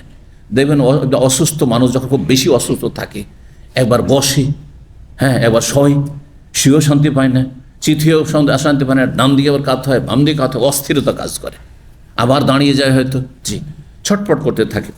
তো নবী সাল্লাল্লাহু আলাইহি সাল্লামের শেষ সময়ে অসুস্থতায় কষ্ট হয়েছিল। জি, আল্লাহ রাব্বুল আলামিন সবচেয়ে শ্রেষ্ঠ বান্দাকে মৃত্যুর সময় কষ্টে নিমজ্জিত করেছেন। কিসের জন্য? মর্যাদা উঁচা করার জন্য। যদি ভালো মানুষের কোনো কষ্ট হয়, তাহলে মর্যাদা উঁচা হবে, মর্যাদা উঁচা হবে। যত বেশি কষ্ট হবে, অনেক ভালো মানুষ খুব অসুস্থ থেকে আর বিভিন্ন দুরারোগ্য দীর্ঘদিন অসুস্থ থেকে এইভাবে মারা যান, অনেকে তখন নেগেটিভ চিন্তা করেন যে কোন যে পাপ ছিল, অনেক কষ্ট করে মারা গেল। এগুলো জাহেল সমাজের মূর্খেরা বুঝে না, কখনো না। আপনার জাস্টিফাই করার জন্য এইটা দলিল নয় যে সে কি অবস্থায় মারা গেছে। অ্যাক্সিডেন্ট হলো, মারাত্মক অ্যাক্সিডেন্ট, একটা ভালো মানুষ মারা গেল, কোন যে পাপ ছিল, কলমাও নসিব হলো না। আরে জাহেল, কলমা নসিব না হলো তোমার চাইতে ভালো আছে, তার আগে ভালো কাজ করে, সবসময় ভালো কাজই করছে সে। আর তুমি এখন কলমা পড়ছো, সারা জীবন পাপ করেছো, তো অনেক ভালো আছে। কথা বুঝতে পারছেন না? এই জন্য শুধু বাহ্যিক দৃষ্টিতে কিছু দেখে কখনো ফয়সালা করবেন না, মুখ বন্ধ, জবান বন্ধ রাখবেন। এই জবান আপনার জাহান্নামে নিয়ে যেতে পারে বিরূপ মন্তব্য করে। এবং মুমিন মুসলিমের জন্য ভালো আশা রাখবেন, আল্লাহর কাছে ভালো আশা রাখবেন, এতে তার কল্যাণ রয়েছে। তো ফাজাল ইউদখিলুল মায়ে, পানিতে বারবার হাত রাখছেন আর তারপরে হাত বোলাচ্ছেন চেহারা, ইয়াকুলু, আর বারবার বলছেন লা ইলাহা ইল্লাল্লাহ, কালেমা, শেষখানে কালেমা পড়ার ফজিলত। জি, আল্লাহ ছাড়া কোনো সত্য মাবুদ না, ইন্না লিল মওতে সাকারাত, এই কথাটি বলছিলেন নিশ্চয়ই মরণের যন্ত্রণা খুব কঠিন রয়েছে। মরণের যন্ত্রণা সাকারাত বহু বচন রয়েছে, এই জন্য কঠিনের অর্থ করলাম, কঠিন রয়েছে। একটি যন্ত্রণা না, বহু যন্ত্রণা রয়েছে, কঠিন যন্ত্রণা রয়েছে। সুম্মা নাসাবে ইয়াদাহু, তারপরে হাতটা অস্থিরতায় এইভাবে হাতটা উঠালেন। কখনো মানুষ যখন শুয়ে থাকে তখন হাতকে একবার খাড়া করে, একবার পড়ে যায়, একবার বুকের উপর রাখছে, এইরকম। ফাজালে ইয়াকুলু, আর তারপরে বলতে লাগলো ফির রাফিকিল আলা, বা আল্লাহুম্মা রাফিকাল আলা, ফির রাফিকিল আলা, আল্লাহ সুউচ্চ বন্ধুর কাছে চলে যেতে চাই। হাত্তা কবেজা, এই অবস্থায় নবী সাল্লাল্লাহু আলাইহি ওয়াসাল্লামের রূহ কবজ হয়ে গেল।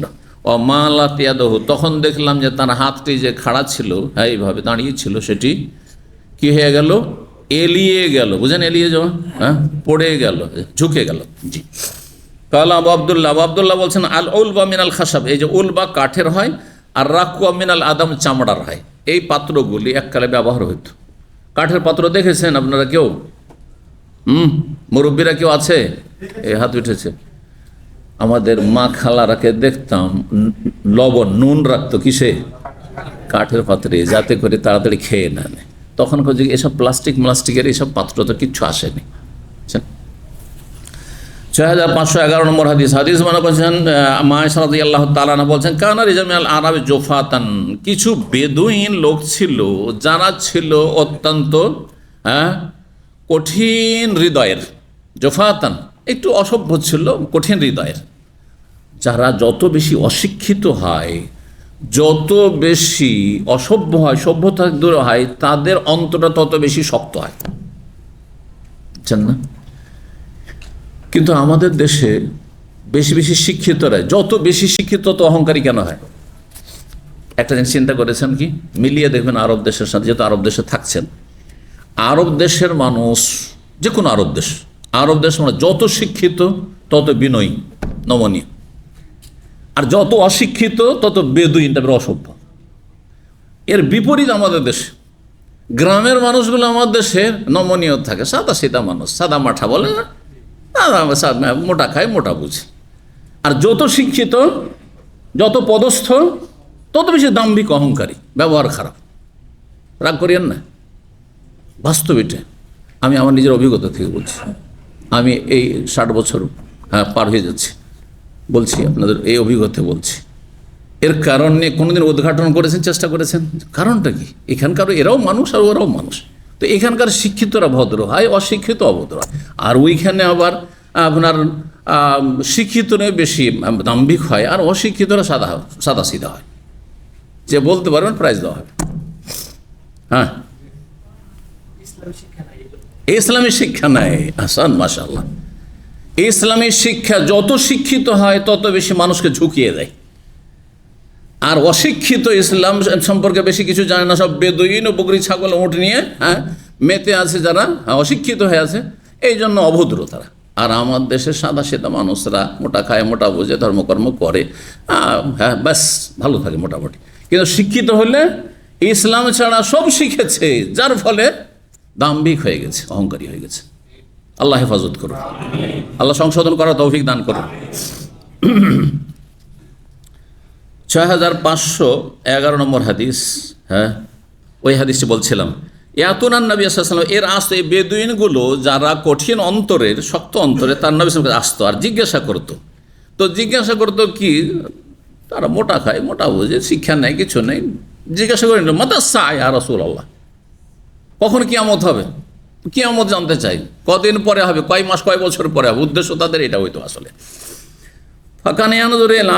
তখন নবী সাল্লাল্লাহু আলাইহি ওয়াসাল্লাম তারা যেহেতু অশিক্ষিত মানুষ, তাদেরকে বোঝানোর জন্য বলতেন, তাদের মধ্যে যাকে দেখতেন যে সবচাইতে বয়োকনিষ্ঠ, সবচাইতে ছোট বয়সী, অল্প বয়সী, তার দিকে তাকিয়ে বলতেন, ইয়াইশ হাজা, এই ছেলেটি যে তোমাদের সাথে এসেছে, এই বালকটি, সে যদি দীর্ঘায়িত হয়, দীর্ঘজীবী হয়, লা ইউদরিকুহুল হারাম, তাহলে তার বার্ধক্যে, বুড়ো হওয়ার আগে, বার্ধক্যে উপনীত হওয়ার আগে বা বুড়ো হওয়ার আগেই হাত্তা তাকুমাস সাআহ, কিয়ামত সংগঠিত হয়ে যাবে।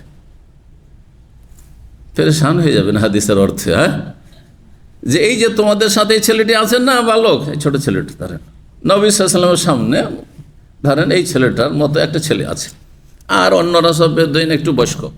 বলছে এই যে ছেলেটি আছেন না, এ বুড়া হওয়ার আগে কিয়ামত হয়ে যাবে।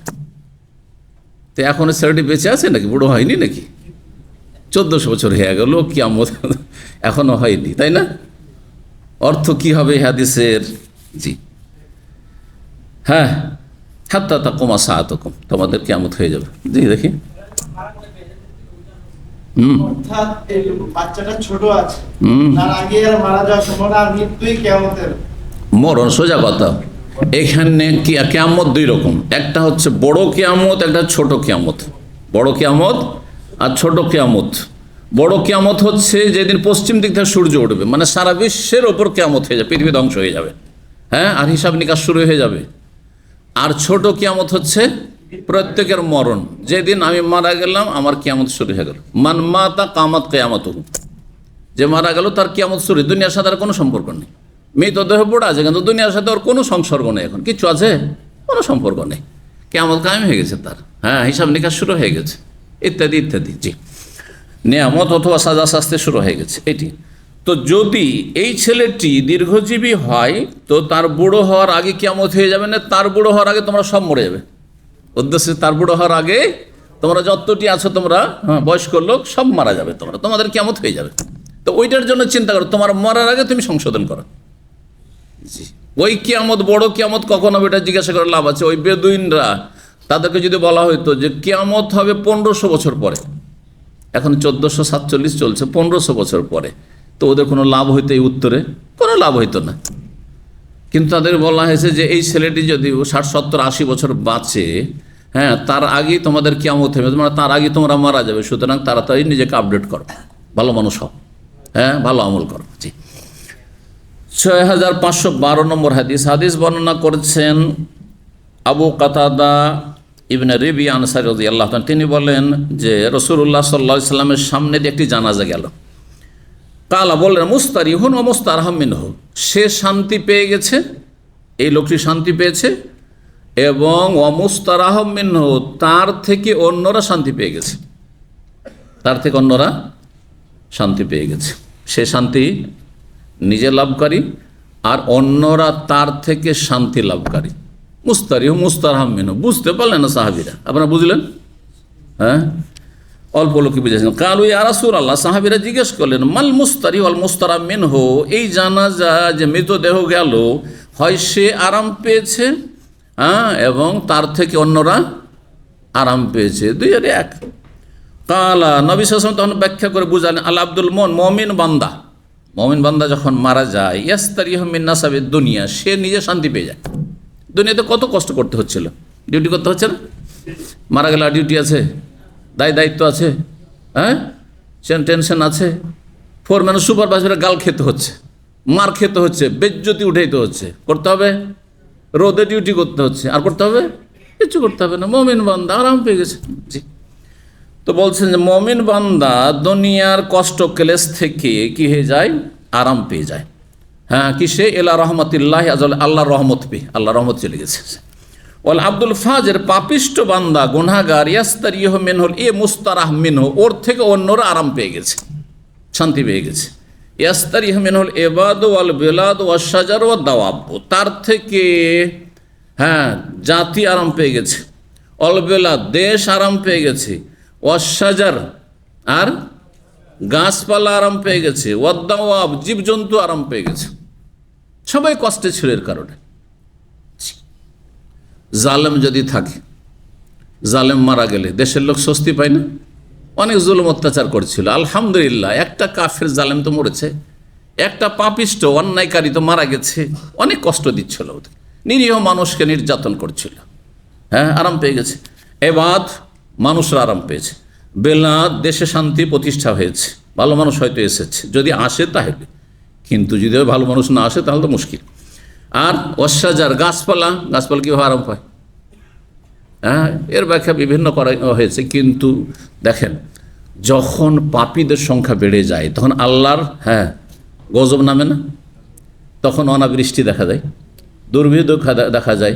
এখন গাছপালা আপনার চারণভূমি যদি বৃষ্টি না পায় তাহলে এগুলি শুকিয়ে যাবে না? অশান্তি হচ্ছে না? কষ্ট হচ্ছে না? জি, অনুর্বর হয়ে যাচ্ছে জমি।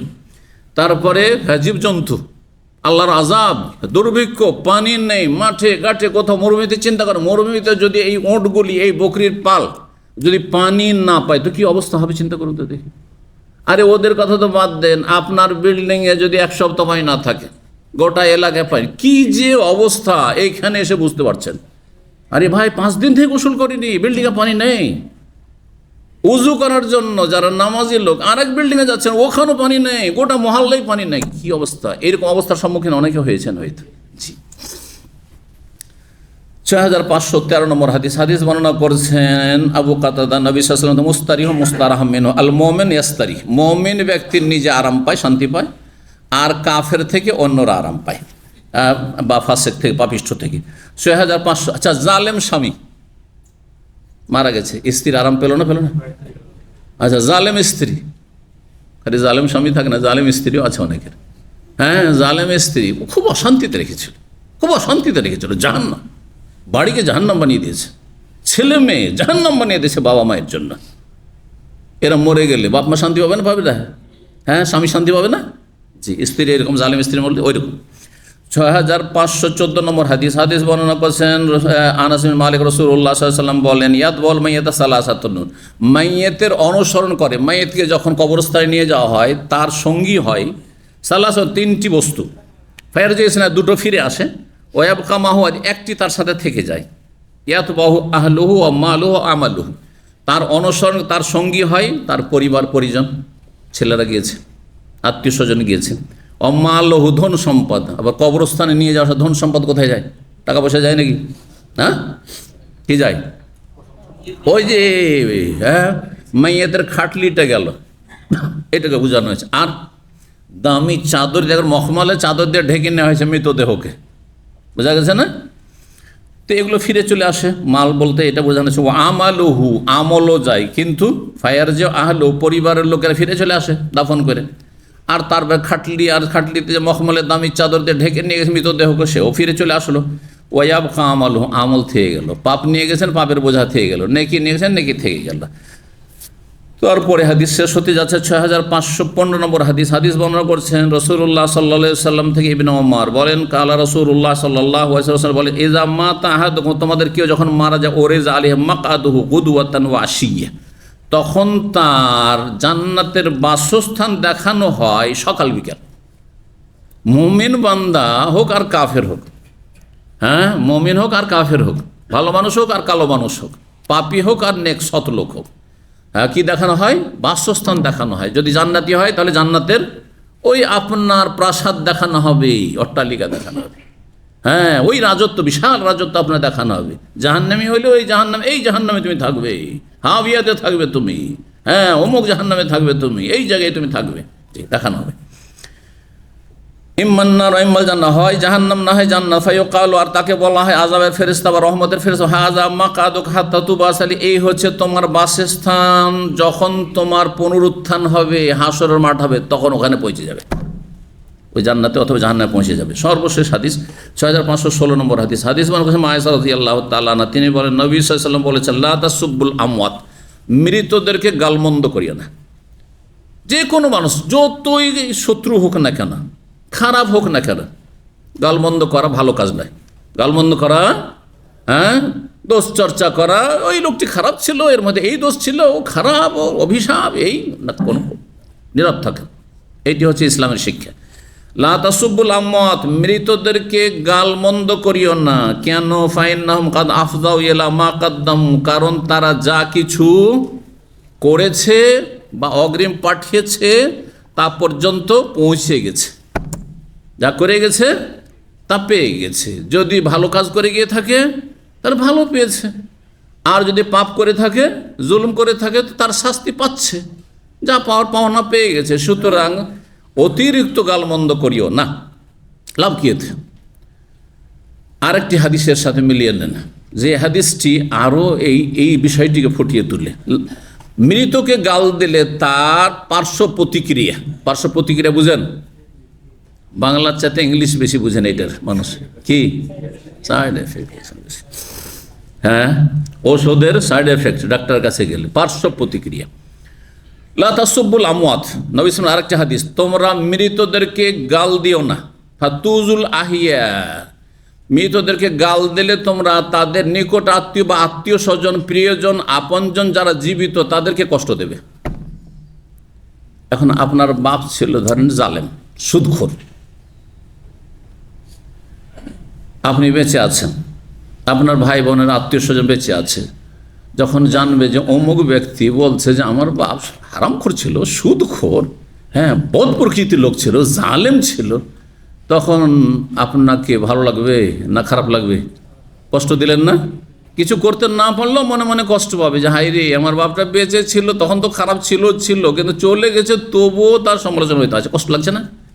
হতে পারে তার ছেলেরা ধার্মিক, মেয়েরা ধার্মিক, কষ্ট পাচ্ছে। ইবনে উবাই মুনাফিক, এই উম্মতের সবচেয়ে বড় মুনাফিক, যার নাম আব্দুল্লাহ ছিল, আর তার ছেলে বিশিষ্ট সাহাবী, তার নামও কি ছিল? আব্দুল্লাহ ছিল, বিশিষ্ট নবী সাল্লাল্লাহু আলাইহি সাহাবী। যখন শুনতে পেলেন যে নবী সাল্লাল্লাহু আলাইহি সাল্লাম, গুজব একটা শুনতে পেলেন যে নবী সাল্লাল্লাহু আলাইহি সাল্লাম আমার আব্বাকে নাকি হত্যা করার হুকুম দেবেন, চিন্তা করলে অন্য লোক যদি হত্যা করে তো আমার ওর উপরে একটা কষ্ট, মনোকষ্ট থেকে যাবে যে আমার বাপের খুনি এই লোকটির হাতে আমার আব্বা নিহত হয়েছে। তো তা না করে এই কাফের জালেম আমার বাপকে, এই মুনাফিককে আমি দুনিয়া থেকে সরিয়ে দেব। যদি নবী বলেন ইয়া রাসূলুল্লাহ, যে আপনি নাকি আমার আব্বাকে হত্যার হুকুম দিচ্ছেন, যদি এই হুকুমটা দেন তো অন্য কাউকে দিয়ে না, আমাকে দিয়ে, আল্লাহর সন্তুষ্টির জন্য, আল্লাহর জন্য, আল্লাহর দিনের জন্য, কারণ আল্লাহ আমার কাছে সবচেয়ে প্রিয়। বললে দিন আমার অসাধ্য হব্বানিল্লাহ, যদি এই হুকুম হয় অন্য কেউ করলে আমার একটা মনোকষ্ট থেকে যাবে, এটা যেন না হয়। কথা বুঝতে পেরেছেন? জি। তো মৃত ব্যক্তিদেরকে গাল দিলেই যারা জীবিত রয়েছে আত্মীয় স্বজন তাদের কষ্ট হইতে পারে। আপনি কেন কষ্ট দেবেন কোনো মুমিন ভাইকে, মুসলিম ভাইকে, অথবা পাড়া প্রতিবেশী অমুসলিমে হোক না কেন আপনি কষ্ট দেবেন? ইসলাম কষ্ট দেওয়া পছন্দ করেন। হাদিসটি মুসনাদ আহমদে রয়েছে, তিরমিজিতে রয়েছে, এবং আল্লামা আলবানী রাহিমাহুল্লাহ হাদিসটিকে 7312 নম্বর সহিহুল জামেতে সহিহ বলেছেন। এখানে আজকের আলোচনা শেষ করছি। ওয়া জাযাকুমুল্লাহ খাইর। সুবহান রাব্বিকা রাব্বিল ইজ্জাতি আম্মা ইয়াসিফুন ওয়া সালামু আলাল মুরসালিন ওয়াল হামদুলিল্লাহি রাব্বিল আলামিন।